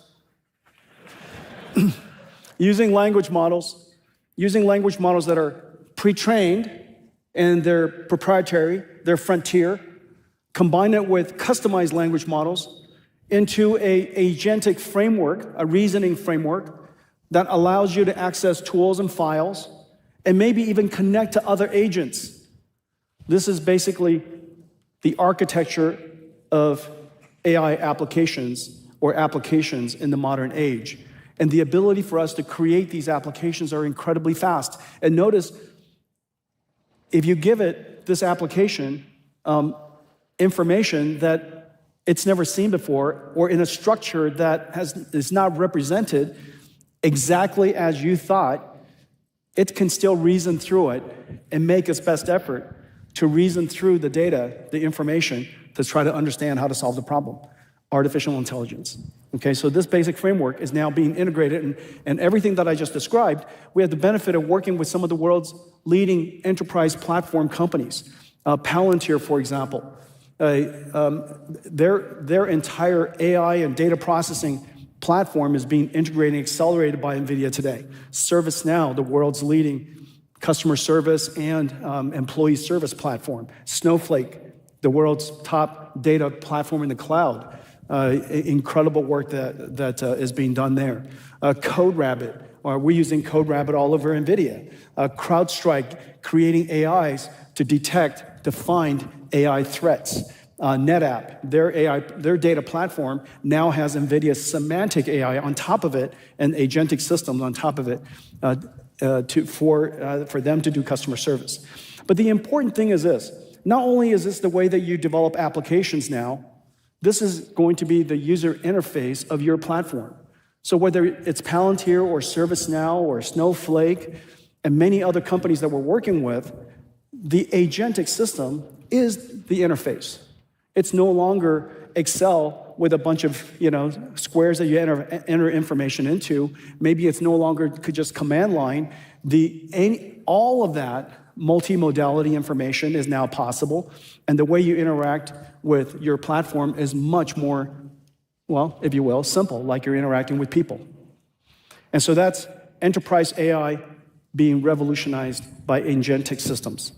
The next thing is physical AI. This is an area that you've seen me talk about for several years. In fact, we've been working on this for 8 years. The question is, how do you take something that is intelligent inside a computer and interacts with you with screens and speakers to something that can interact with the world, meaning it can understand the common sense of how the world works. Object permanence. If I look away and I look back, that object is still there. Causality. If I push it, it tips over. It understands friction and gravity. It understands inertia. That a heavy truck rolling down the road is going to need a little bit more time to stop. That a ball is going to keep on rolling. These ideas are common sense to even a little child, but for AI, it's completely unknown. And so we have to create a system that allows AIs to learn the common sense of the physical world, learn its laws, but also to be able to, of course, learn from data, and the data is quite scarce, and to be able to evaluate whether that AI is working, meaning it has to simulate in an environment. How does an AI know that the actions that it's performing is consistent with what it should do if it doesn't have the ability to simulate the response of the physical world back on its actions? The response of its actions is really important to simulate. Otherwise, there's no way to evaluate it. It's different every time. And so this basic system requires 3 computers. One computer, of course, the one that we know that NVIDIA built for training the AI models. Another computer that we know is to inference the models. Inferencing the model is essentially a robotics computer that runs in a car or runs in a robot or runs in a factory, runs anywhere at the edge. But there has to be another computer that's designed for simulation. And simulation is at the heart of almost everything NVIDIA does. This is where we are most comfortable. And simulation was really the foundations of almost everything that we've done with physical AI. So we have 3 computers and multiple stacks that run on these computers, these libraries, to make them useful. Omniverse is our digital twin, physically based simulation world. Cosmos, as I mentioned earlier, is our foundation model, not a foundation model for language, but a foundation model of the world. And it's also aligned with language. You could say something like, what's happening to the ball? And they'll tell you the ball's rolling down the street. And so a world foundation model, and then, of course, the robotics models. We have 2 of them. One of them is called Groot. The other one's called Alpamayo that I'm going to tell you about. Now, one of the most important things that we have to do with physical AI is to create the data to train the AI in the first place. Where does that data come from? Rather than, instead of having languages, because we created a bunch of text that are what we consider ground truth that the AI can learn from, how do we teach an AI the ground truth of physics? There are lots and lots of videos, but hardly enough to capture the diversity and the type of interactions that we need. And so this is where great minds came together and transformed what used to be compute into data. Now, using synthetic data generation that is grounded and conditioned by the laws of physics, grounded and conditioned by ground truth, we can now selectively, cleverly generate data that we can then use to train the AI. So for example, what comes into this AI, this Cosmos AI world model on the left, over here, is the output of a traffic simulator. Now this traffic simulator is hardly enough for an AI to learn from. We can take this, put it into a Cosmos foundation model, and generate surround video that is physically based and physically plausible that the AI can now learn from. And there are so many examples of this. Let me show you what Cosmos can do. The ChatGPT moment for physical AI is nearly here. But the challenge is clear. The physical world is diverse and unpredictable. Collecting real-world training data is slow and costly, and it's never enough. The answer is synthetic data. It starts with NVIDIA Cosmos, an open, frontier world foundation model for physical AI. Pre-trained on internet-scale video, real driving and robotics data, and 3D simulation. Cosmos learned a unified representation of the world, able to align language, images, 3D, and action. It performs physical AI skills like generation, reasoning, and trajectory prediction.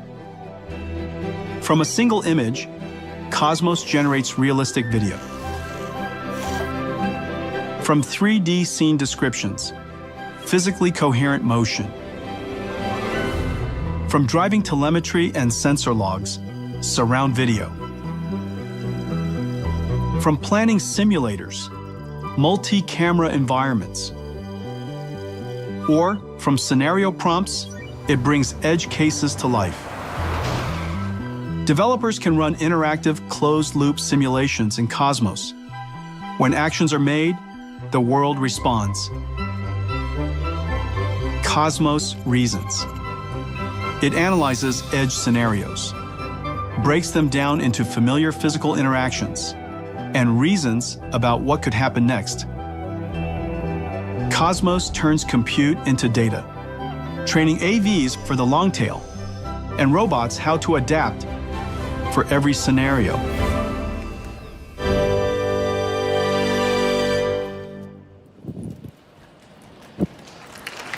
I know, it's incredible. Cosmos is the world's leading foundation model, world foundation model. It's been downloaded millions of times, used all over the world. getting the world ready for this new era of physical AI. We use it ourselves as well. We use it ourselves to create our self-driving car, using it for scenario generation and using it for evaluation. We could have something that allows us to effectively travel billions, trillions of miles, but doing it inside a computer. And we've made enormous progress. Today, we're announcing Alpamayo, the world's first thinking, reasoning, autonomous vehicle AI. Alpamayo is trained end-to-end, literally from camera in to actuation out. The camera in, lots and lots of miles that are driven by itself, where we human drive it, using human demonstration. And we have lots and lots of miles that are generated by Cosmos. In addition to that, hundreds of thousands of examples are labeled very, very carefully so that we could teach the car how to drive. Alpamayo does something that's really special. Not only does it take sensor input and activates steering wheel, brakes, and acceleration, it also reasons about what action it is about to take. It tells you what action it's going to take, the reasons by which it came about that action, and then, of course, the trajectory. All of these are coupled directly and trained very specifically by a large combination of human-trained and as well as Cosmos-generated data. The result of it is just really incredible. Not only does your car drive as you would expect it to drive, and it drives so naturally because it learned directly from human demonstrators, but in every single scenario, when it comes up to the scenario, it reasons about, it tells you what it's going to do, and it reasons about what's about to do. Now, the reason why this is so important is because of the long tail of driving.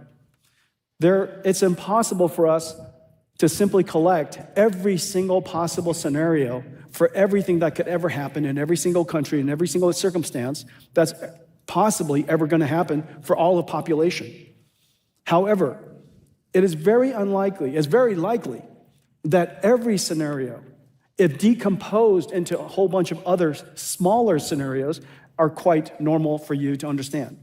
And so these long tails will be decomposed into quite normal circumstances that the car knows how to deal with. It just needs to reason about it. And so let's take a look. Everything you're about to see is one shot.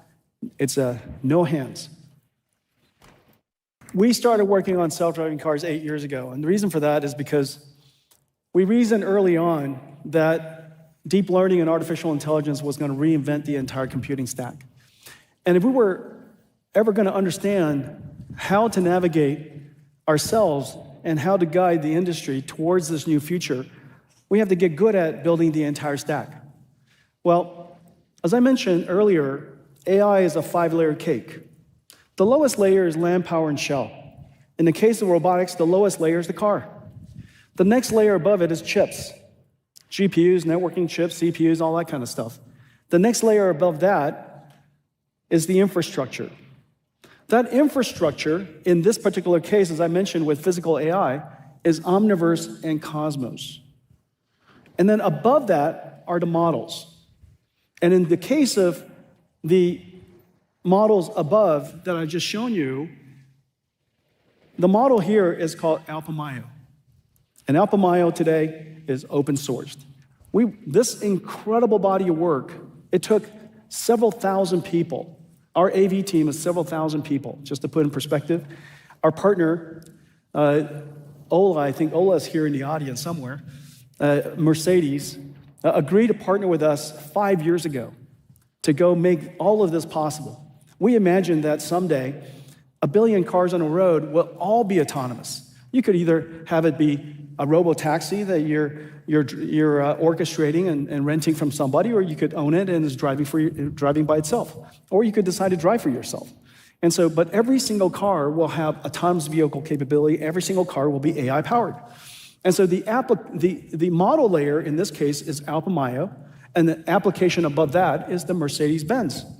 Okay, and so this entire stack is our first NVIDIA entire stack endeavor. And we've been working on it for this entire time, and I'm just so happy that the first AV car from NVIDIA is going to be on the road in Q1, and then it goes Europe in Q2, here in the United States in Q1, then Europe in Q2, and I think it's Asia in Q3 and Q4. And the powerful thing is that we're going to keep on updating it with next versions of Alpamayo and versions after that. There's no question in my mind now that this is going to be one of the largest robotics industries, and I'm so happy that we worked on it. And it taught us an enormous amount about how to help the rest of the world build robotic systems.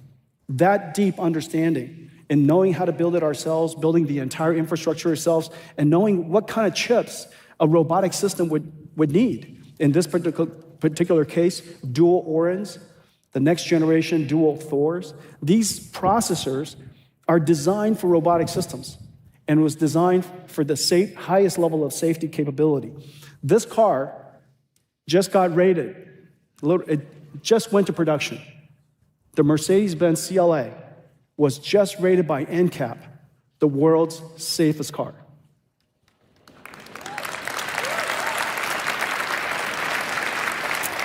It is the only system that I know that has every single line of code, the chip, the system, every line of code, safety certified. The entire model system is based on sensors are diverse and redundant, and so is the self-driving car stack.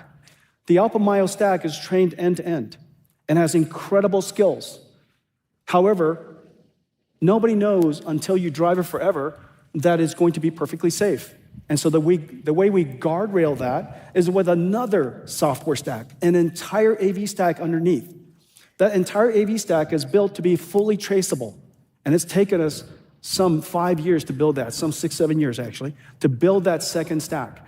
These two software stacks are mirroring each other, and then we have a policy and safety evaluator decide, is this something that I'm very confident and can reason about driving very safely? If so, I'm going to have Alpamayo do it. If it's a circumstance that I'm not very confident in, and the safety policy evaluator decide that we're going to go back to a simpler, safer guardrail system, then it goes back to the classical AV stack. We're the only car in the world with both of these AV stacks running, and all safety systems should have diversity and redundancy. Well, our vision is that someday, every single car, every single truck will be autonomous, and we've been working towards that future. This entire stack is vertically integrated, of course, in the case of Mercedes-Benz. We built the entire stack together. We're going to deploy the car. We're going to operate the stack. We're going to maintain the stack for as long as we shall live. However, like everything else we do as a company, we build the entire stack, but the entire stack is open for the ecosystem.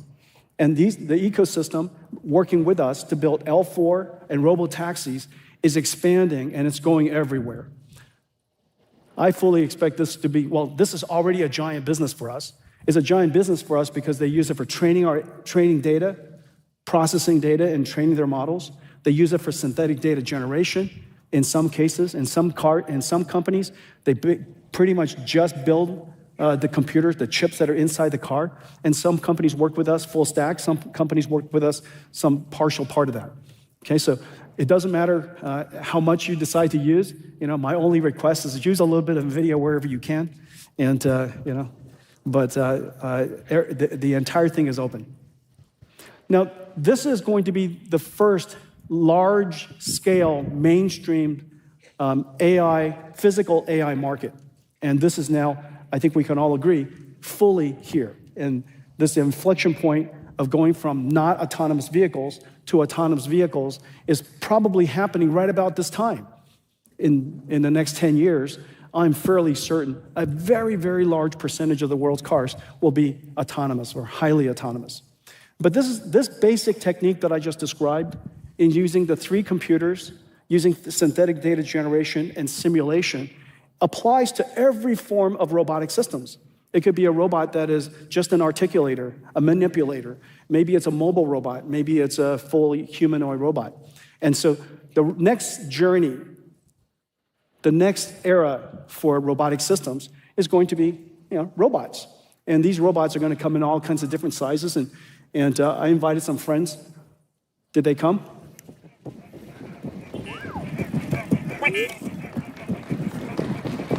Hey, guys.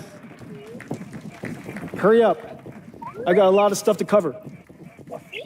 Come on, hurry.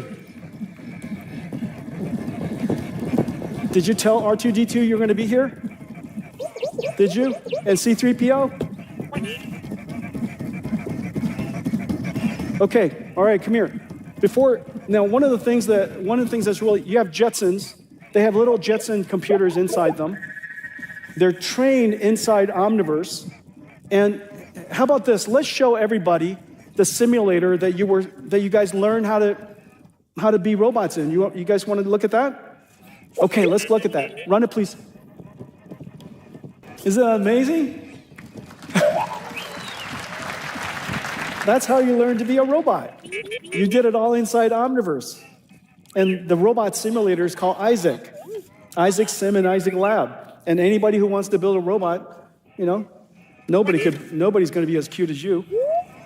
But now we have look at all these friends that we have building robots. We're building big ones. Like I said, nobody's as cute as you guys are. But we have Neurobot and we have Agibot over there. We have LG over here. They just announced a new robot. Caterpillar, they've got the largest robots ever. That one delivers food to your house. That's connected to Uber Eats, and that's Surf Robot. I love those guys. Agility, Boston Dynamics, incredible. You got surgical robots. You got manipulated robots from Franca. You got Universal Robotics Robot. Incredible number of different robots. And so this is the next chapter. We're going to talk a lot more about robotics in the future, but it's not just about the robots in the end. I know everything's about you guys. It's about getting there. And one of the most important industries in the world that will be revolutionized by physical AI and AI physics is the industry that started all of us. At NVIDIA, it wouldn't be possible if not for the companies that I'm about to talk to. And I'm so happy that all of them, starting with Cadence, is going to accelerate everything Cadence. CUDA-X integrated into all of their simulations and solvers. They've got NVIDIA physical AIs that they're going to use for different physical plants and plant simulations. You got AI physics being integrated into these systems. So whether it's an EDA or SDA, and in the future robotic systems, we're going to have basically the same technology that made you guys possible. Now completely revolutionize these design stacks. Synopsys. Without Synopsys, Synopsys and Cadence are completely indispensable in the world of chip design. Synopsys leads in logic design and IP. In the case of Cadence, they lead physical design, the place and route, and emulation and verification. Cadence is incredible at emulation and verification. Both of them are moving into the world of system design and system simulation. And so in the future, we're going to design your chips inside Cadence and inside Synopsys. We're going to design your systems and emulate the whole thing and simulate everything inside these tools. That's your future. We're going to you're going to be born inside these platforms. Pretty amazing, right? And so we're so happy that we're working with these industries. Just as we've integrated NVIDIA into Palantir and ServiceNow, we're integrating NVIDIA into the most computationally intensive simulation industries, Synopsys and Cadence. And today we're announcing that Siemens is also doing the same thing. We're going to integrate CUDA-X, physical AI, agentic AI, NeMo, Nemotron, deeply integrated into the world of Siemens. And the reason for that is this. First, we designed the chips, and all of it in the future will be accelerated by NVIDIA. You're going to be very happy about that. We're going to have agentic chip designers and system designers working with us, helping us do design, just as we have agentic software engineers helping our software engineers code today. And so we'll have agentic chip designers and system designers. We're going to create you inside this. But then we have to build you. We have to build the plants, the factories that manufacture you. We have to design the manufacturing lines that assemble all of you. And these manufacturing plants are going to be essentially gigantic robots. Incredible, isn't that right? I know. And so, You're going to be designed in a computer. You're going to be made in a computer. You're going to be tested and evaluated in a computer long before you have to spend any time dealing with gravity. I know. Do you know how to deal with gravity? Can you jump? Can you jump?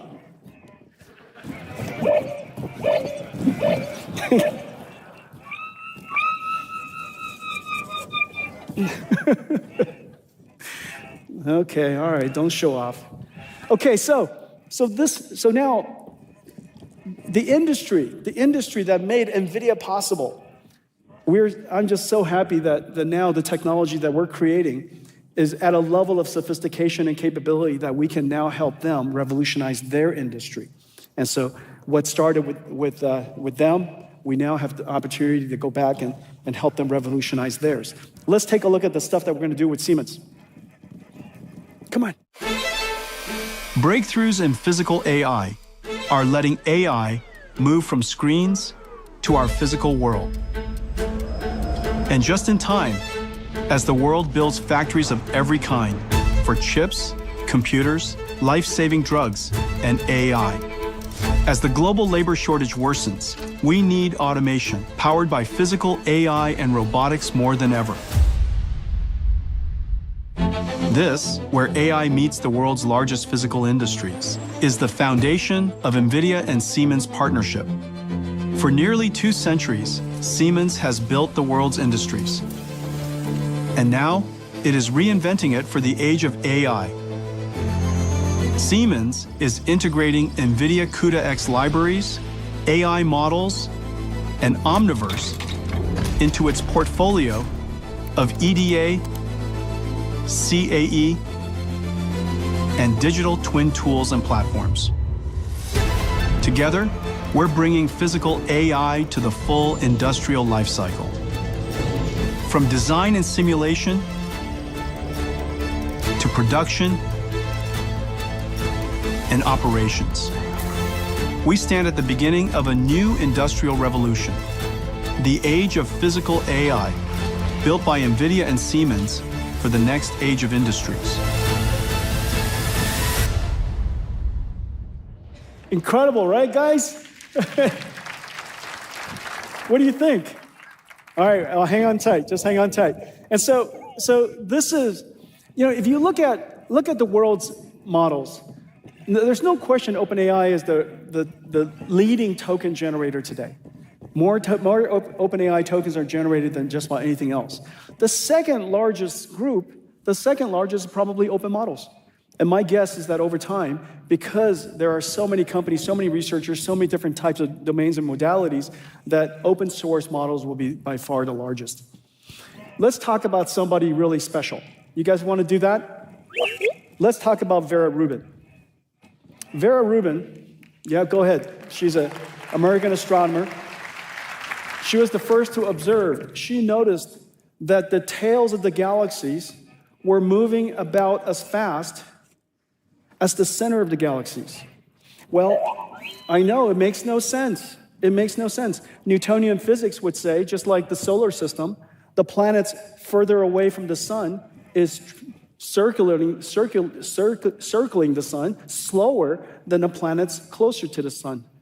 And therefore, it makes no sense that this happens unless there's invisible bodies, we call them, she discovered dark matter, that occupy space even though we don't see it. And so Vera Rubin is the person that we named our next computer after. Isn't that a good idea? I know. Okay, Vera Rubin is designed to address this fundamental challenge that we have. The amount of computation necessary for AI is skyrocketing. The demand for NVIDIA GPUs is skyrocketing. It's skyrocketing because models are increasing by a factor of 10, an order of a magnitude every single year. And not to mention, as I mentioned, O1's introduction was an inflection point for AI. Instead of a one-shot answer, inference is now a thinking process.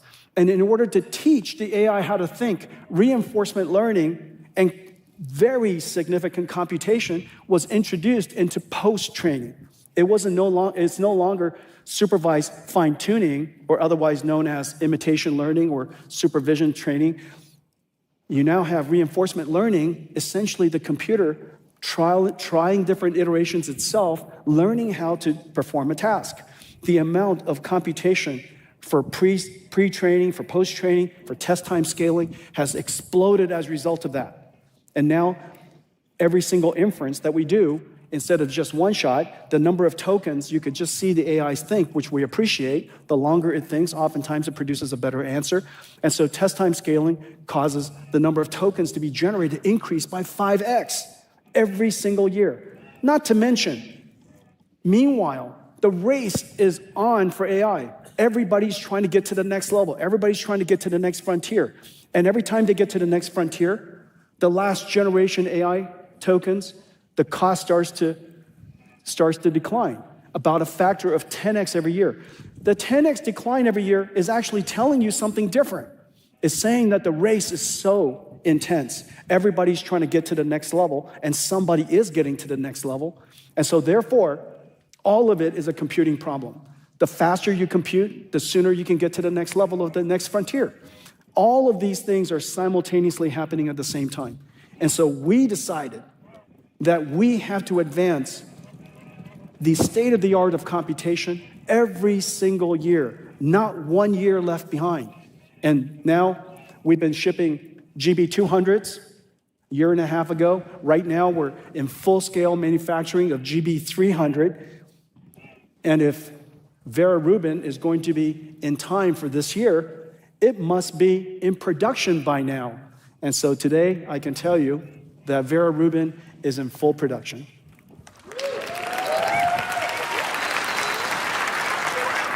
You guys want to take a look at Vera Rubin? All right, come on. Play it, please.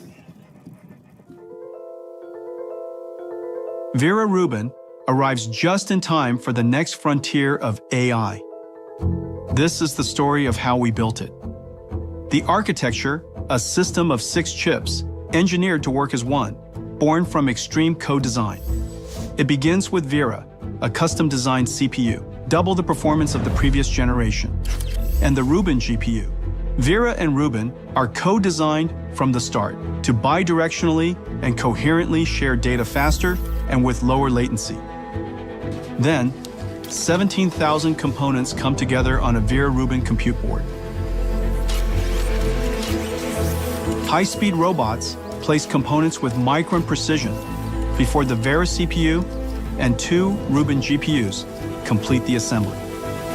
Capable of delivering 100 petaflops of AI, 5 times that of its predecessor. AI needs data, fast. Connect X9 delivers 1.6 terabits per second of scale-out bandwidth to each GPU.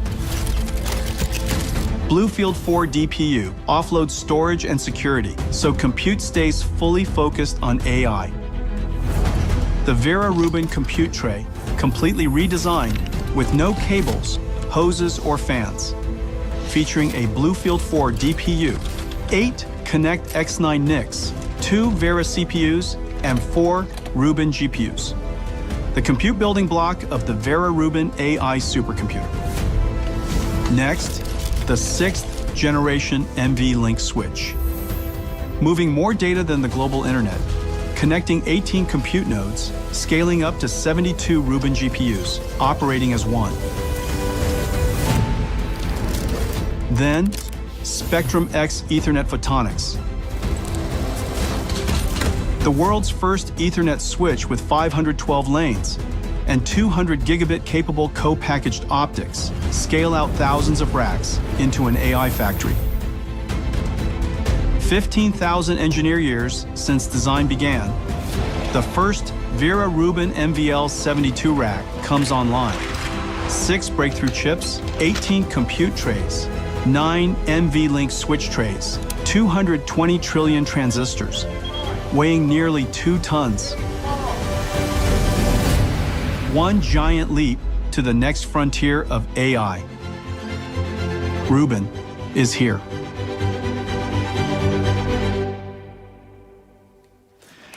What do you guys think? This is a Rubin pod, 1,152 GPUs in 16 racks. Each one of the racks, as you know, has 72 Vera Rubin, or 72 Rubins. Each one of the Rubins is 2 actual GPU dies connected together. I'm going to show it to you. But there are several things that, well, I'll tell you later. I can't tell you everything right away. Well, we designed 6 different chips. First of all, we have a rule inside our company, and it's a good rule. No new generation should have more than 1 or 2 chips change. But the problem is this. As you could see, we were describing the total number of transistors in each one of the chips that were being described, and we know that Moore's law has largely slowed. And so the number of transistors we can get year after year after year can't possibly keep up with the 10 times larger models. It can't possibly keep up with 5 times per year more tokens generated. It can't possibly keep up with the fact that cost decline of the tokens are going to be so aggressive. It is impossible to keep up with those kind of rates if for the industry to continue to advance unless we deployed aggressive, extreme co-design, basically innovating across all of the chips, across the entire stack, all at the same time, which is the reason why we decided that this generation, we had no choice but to design every chip over again. Now, every single chip that we were describing just now can be a press conference in all in itself. And there's an entire company who's probably dedicated to doing that back in the old days. Each one of them are completely revolutionary and the best of its kind.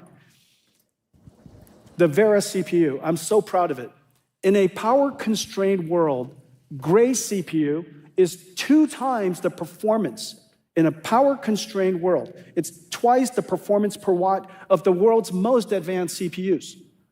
Its data rate is insane. It was designed to process supercomputers. And Vera was an incredible GPU. Grace was an incredible GPU. Now Vera increases the single-threaded performance, increases the capacity of the memory, increases everything just dramatically. It's a giant chip. This is the Vera CPU. This is one CPU. And this is connected to the Rubin GPU. Look at that thing. It's a giant chip. Now, the thing that's really special, and I'll go through these. It's going to take 3 hands, I think, 4 hands to do this.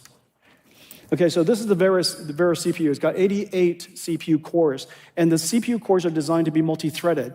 But the multi-threaded nature of Vera was designed so that each one of the 176 threads could get its full performance. So it's essentially as if there's 176 cores, but only 88 physical cores. So these cores were designed in using a technology called spatial multi-threading. But the I/O performance is incredible. This is the Rubin GPU. It's 5x Blackwell in floating performance.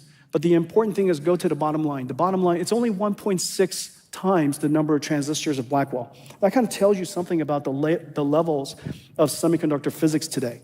If we don't do co-design, if we don't do extreme co-design at the level of basically every single chip across the entire system, how is it possible we deliver performance levels that is, at best 1.6 times each year? Because that's the total number of transistors you have. And even if you were to have a little bit more performance per transistor, say 25%, it's impossible to get 100% yield out of the number of transistors you get. And so 1.6x kind of puts a ceiling on how far performance can go each year unless you do something extreme, and we call it extreme co-design. Well, one of the things that we did, and it was a great invention, is called NVFP4 Tensor Core. The transformer engine inside our chip is not just a 4-bit floating point number somehow that we put into the data path. It is an entire processor, a processing unit that understands how to dynamically, adaptively adjust its precision and structure to deal with different levels of the transformer so that you can achieve higher throughput wherever it's possible to lose precision, and to go back to the highest possible precision wherever you need to. That ability to dynamically do that, you can't do this in software because obviously it's just running too fast. And so you have to be able to do it adaptively inside the processor. That's what an NVFP4 is. When somebody says FP4 or FP8, it almost means nothing to us. And the reason for that is because it's the tensor core structure and all of the algorithms that makes it work. NVFP4, we've published papers on this already. The precision, the level of throughput and precision it's able to retain is completely incredible. This is groundbreaking work. I would not be surprised if the industry would like us to make this format and this structure an industry standard in the future. This is completely revolutionary. This is how we were able to deliver such a gigantic step up in performance, even though we only have 1.6 times the number of transistors. Okay, so this is, and now once you have a great processing node, and this is the processor node, and inside, so this is for example, here, let me do this.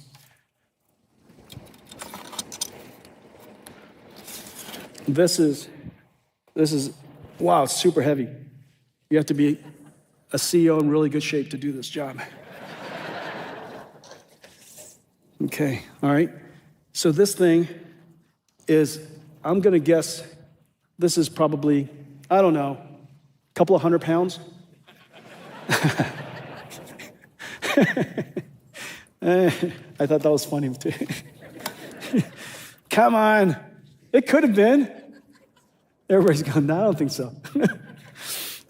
All right, so look at this. This is the last one. We revolutionized the entire MGX chassis.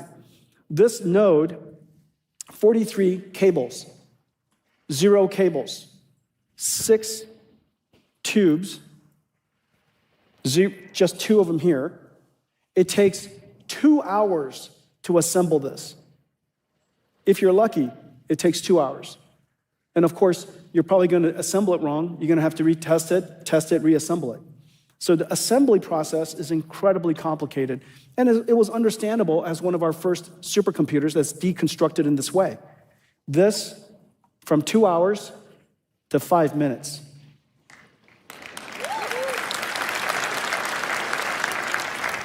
%, liquid cooled, 100% liquid cooled. Yeah, really, really a breakthrough.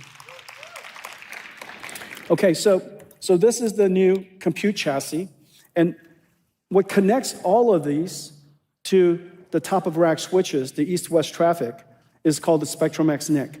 This is the world's best NIC, unquestionably NVIDIA's Mellanox, the acquisition Mellanox that joined us a long time ago now. Their networking technology for high-performance computing is the world's best, bar none. The algorithms, the chip design, all of the interconnects, all the software stacks that run on top of it, their RDMA, absolutely, bar none, the world's best. And now it has the ability to do programmable RDMA and data path accelerator so that our partners like AI Labs could create their own algorithms for how they want to move data around the system. But this is completely world-class, ConnectX. ConnectX 9 and the Vera CPU were co-designed, and we never revealed it, never released it until CX9 came along, because we co-designed it for a new type of processor. You know, ConnectX 9, or CX8 and Spectrum-X, revolutionized how Ethernet was done for artificial intelligence. Ethernet traffic for AI is much, much more intense, requires much lower latency. The instantaneous surge of traffic is unlike anything Ethernet sees. And so we created Spectrum-X, which is AI Ethernet. 2 years ago, we announced Spectrum-X. NVIDIA today is the largest networking company the world has ever seen. So it's been so successful and used in so many different installations. It is just sweeping the AI landscape. The performance is incredible, especially when you have a 200 megawatt data center, or if you have a gigawatt data center. These are billions of dollars. Let's say a gigawatt data center is $50 billion. If the networking performance allows you to deliver an extra 10%, in the case of Spectrum-X, delivering 25% higher throughput is not uncommon. If we were to just deliver 10%, that's worth $5 billion. The networking is completely free, which is the reason why, well, everybody uses Spectrum X. It's just an incredible thing. And now we're going to invent a new type of data processing. And so Spectrum X is for east-west traffic. We now have a new processor called BlueField-4. BlueField-4 allows us to take a very large data center, isolate different parts of it so that different users could use different parts of it, make sure that everything could be virtualized if they decide to be virtualized. So you offload a lot of the virtualization software, the security software, the networking software for your north-south traffic. And so BlueField-4 comes standard with every single one of these compute nodes. BlueField-4 has a second application I'm going to talk about in just a second. This is a revolutionary processor, and I'm so excited about it. This is the NVLink 6 switch, and it's right here. This switch chip. There are 4 of them inside the NVLink switch here. Each one of these switch chips has the fastest SerDes in history. The world is barely getting to 200 gigabits. This is 400 gigabits per second switch. The reason why this is so important is so that we could have every single GPU talk to every other GPU at exactly the same time. This switch on the backplane of one of these racks enables us to move the equivalent of twice the amount of the global internet data, all of the world's internet data at twice the speed. You take the cross-sectional bandwidth of the entire planet's internet, it's about 100 terabytes per second. This is 240 terabytes per second. So it kind of puts it in perspective. This is so that every single GPU can work with every single other GPU at exactly the same time. Okay? Then on top of that, okay, so this is one rack. This is one rack. Each one of the racks, as you can see, the number of transistors in this one rack is 1.7 times. Yeah, could you do this for me? So it's usually about 2 tons, but today it's 2.5 tons because when they shipped it, they forgot to drain the water out of it. So we shipped a lot of water from California. Can you hear it squealing? You know, when you're rotating 2.5 tons, you're going to squeal a little. Oh, you could do it. Wow. Okay, we won't make you do that twice. All right, so behind this are the NVLink spines. Basically 2 miles of copper cables. Copper is the best conductor we know. And these are all shielded copper cables, structured copper cables, the most the world's ever used in computing systems ever. And our SerDes drive the copper cables from the top of the rack all the way to the bottom of the rack at 400 gigabits per second. It's incredible. And so this has 2 miles of total copper cables, 5,000 copper cables, and this makes the NVLink spine possible. This is the revolution that really started the NGX system. Now, we decided that we would create an industry standard system so that the entire ecosystem, all of our supply chain, could standardize on these components. There are some 80,000 different components that make up these NGX systems, and it's a total waste if we were to change it every single year. Every single major computer company, from Foxconn to Quanta to Wistron, the list goes on and on and on, to HP and Dell and Lenovo, everybody knows how to build these systems. And so the fact that we could squeeze Vera Rubin into this, even though the performance is so much higher, and very importantly, the power is twice as high. The power of Vera Rubin is twice as high as Grace Blackwell. And yet, and this is the miracle, the air that goes into it, the air flow is about the same. And very importantly, the water that goes into it is the same temperature, 45 degrees C. With 45 degrees C, no water chillers are necessary for data centers. We're basically cooling this supercomputer with hot water. is so incredibly efficient. And so this is the new rack. 1.7 times more transistors, but 5 times more peak inference performance, 3.5 times more peak training performance. Okay? They're connected on top using Spectrum-X. Oh, thank you.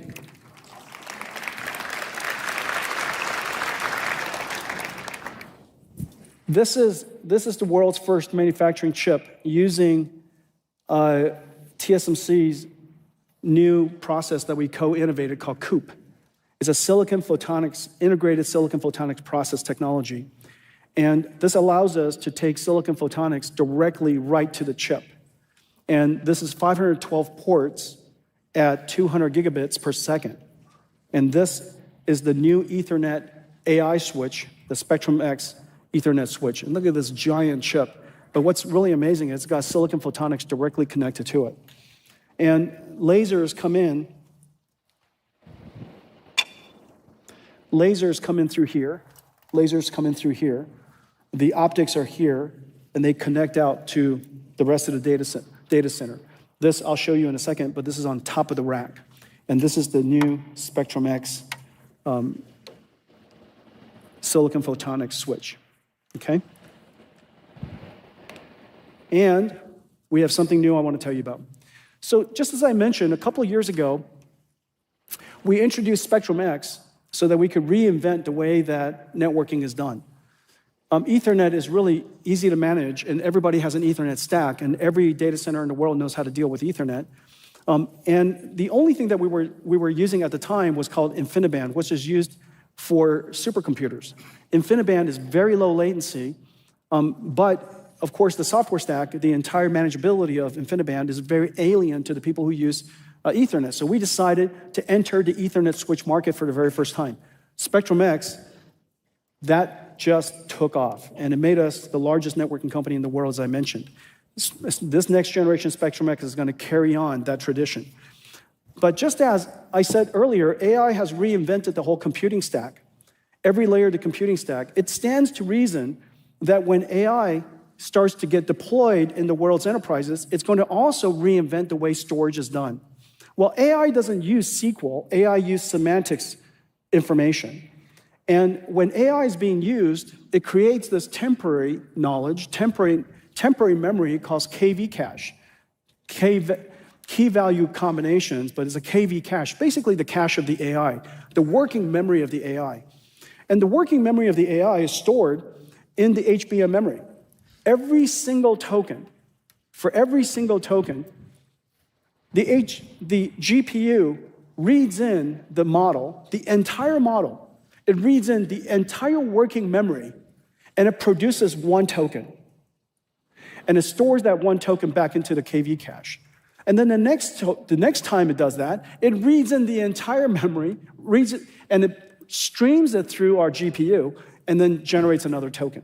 Well, it does this repeatedly, token after token after token, and obviously, if you have a long conversation with that AI, over time, that memory, that context memory is going to grow tremendously. Not to mention the models are growing, the number of turns that we're using, the AIs are increasing. We would like to have this AI stay with us our entire life and remember every single conversation we've ever had with it, right? Every single lick of research that I've asked it for. Of course, with the number of people that will be sharing the supercomputer is going to continue to grow. And so this context memory, which started out fitting inside an HBM, is no longer large enough. Last year, we created Grace Blackwell's very fast memory, we call fast context memory. That's the reason why we connected Grace directly to Hopper. That's why we connected Grace directly to Blackwell, so that we can expand the context memory. But even that is not enough. And so the next solution, of course, is to go off onto the network, the north-south network, off to the storage of the company. But if you have a whole lot of AIs running at the same time, that network is no longer going to be fast enough. So the answer is very clearly to do it different. And so we created BlueField 4 so that we could essentially have a very fast KV cache context memory store right in the rack. And so I'll show you in just one second, but there's a whole new category of storage systems. And the industry is so excited because this is a pain point for just about everybody who does a lot of token generation today. The AI labs, the cloud service providers, they're really suffering from the amount of network traffic that's being caused by KV cache moving around. And so the idea that we would create a new platform, a new processor, to run the entire Dynamo KV cache context memory management system and to put it very close to the rest of the rack is completely revolutionary. So this is it. It sits right here. So this is all the compute nodes. Each one of these is NVLink 72. So this is Vera Rubin, NVLink 72, 144 Rubin GPUs. This is the context memory that's stored here. Behind each one of these are 4 blue fields. Behind each blue field is 150 terabytes of memory, context memory. And for each GPU, once you allocate it across, each GPU will get an additional 16 terabytes. Now, inside this node, each GPU essentially has 1 terabyte. And now, with this backing store here, directly on the same east-west traffic, at exactly the same data rate, 200 gigabits per second, across literally the entire fabric of this compute node, you're going to get an additional 16 terabytes of memory, okay? And this is the management plane. These are the Spectrum X switches that connects all of them together. And over here, these switches at the end connects them to the rest of the data center, okay? And so this is the Vera Rubin. Now, there's several things that's really incredible about it. So the first thing that I mentioned is that this entire system is twice the energy efficiency, essentially twice the temperature performance, in the sense that even though the power is twice as high, the amount of energy used is twice as high, the amount of computation is many times higher than that, but the liquid that goes into it is still 45 degrees C. That enables us to save about 6% of the world's data center power. So that's a very big deal. The second very big deal is that this entire system is now confidential computing safe, meaning everything is encoded in transit, at rest, and during compute. And every single bus is now encrypted. Every PCI Express, every NVLink, every NVLink between CPU and GPU, between GPU to GPU, everything is now encrypted. And so it's confidential computing safe. This allows companies to feel safe that their models are being deployed by somebody else, but it will never be seen by anybody else, okay? And so this particular system is not only incredibly energy efficient, and there's one other thing that's incredible. Because of the nature of the workload of AI, it spikes instantaneously with this computation layer called all-reduce. The amount of current, the amount of energy that is used simultaneously is really off the charts. Oftentimes, it'll spike up 25%. We now have power smoothing across the entire system so that you don't have to over-provision by 25 times, or if you over-provision by 25 times, you don't have to leave 25%, not 25 times, 25% of the energy squandered or unused. And so now you could fill up the entire power budget, and you don't have to provision beyond that. And then the last thing, of course, is performance. So let's take a look at the performance of this. These are only charts that people who build AI supercomputers would love. It took every single one of these chips, complete redesign of every single one of the systems, and rewriting the entire stack for us to make this possible. Basically, this is training the AI model, this first column. The faster you train AI models, the faster you can get the next frontier out to the world. This is your time to market. This is technology leadership. This is your pricing power. And so in the case of the green, this is essentially a 10 trillion parameter model, we scaled it up from DeepSeek, that's why we call it DeepSeek++, a training a 10 trillion parameter model on 100 trillion tokens, okay? And this is our simulation projection of what it would take for us to build the next frontier model. The next frontier model, Elon's already mentioned that the next version of Grok 5, I think is 7 trillion parameters, so this is 10. And in the green is Blackwell, and here, in the case of Rubin, notice the throughput is so much higher, and therefore it only takes 1/4 as many of these systems in order to train the model in the time that we gave it here, which is 1 month, okay? And so time is the same for everybody. Now, how fast you can train that model and how large of a model you can train is how you're gonna get to the frontier first. The second part is your factory throughput. Blackwell is green again, and factory throughput is important because your factory is, in the case of a gigawatt, is $50 billion. A $50 billion data center can only consume 1 gigawatt of power. And so if your performance, your throughput per watt is very good versus quite poor, that directly translates to your revenues. Your revenues of your data center is directly related to the second column. And in the case of Blackwell, it was about 10 times over Hopper. In the case of Rubin, it's going to be about 10 times higher again, okay? And in the case of now the cost of the tokens, how cost effectively it is to generate the token, this is Rubin, about 1/10. Just as in the case of,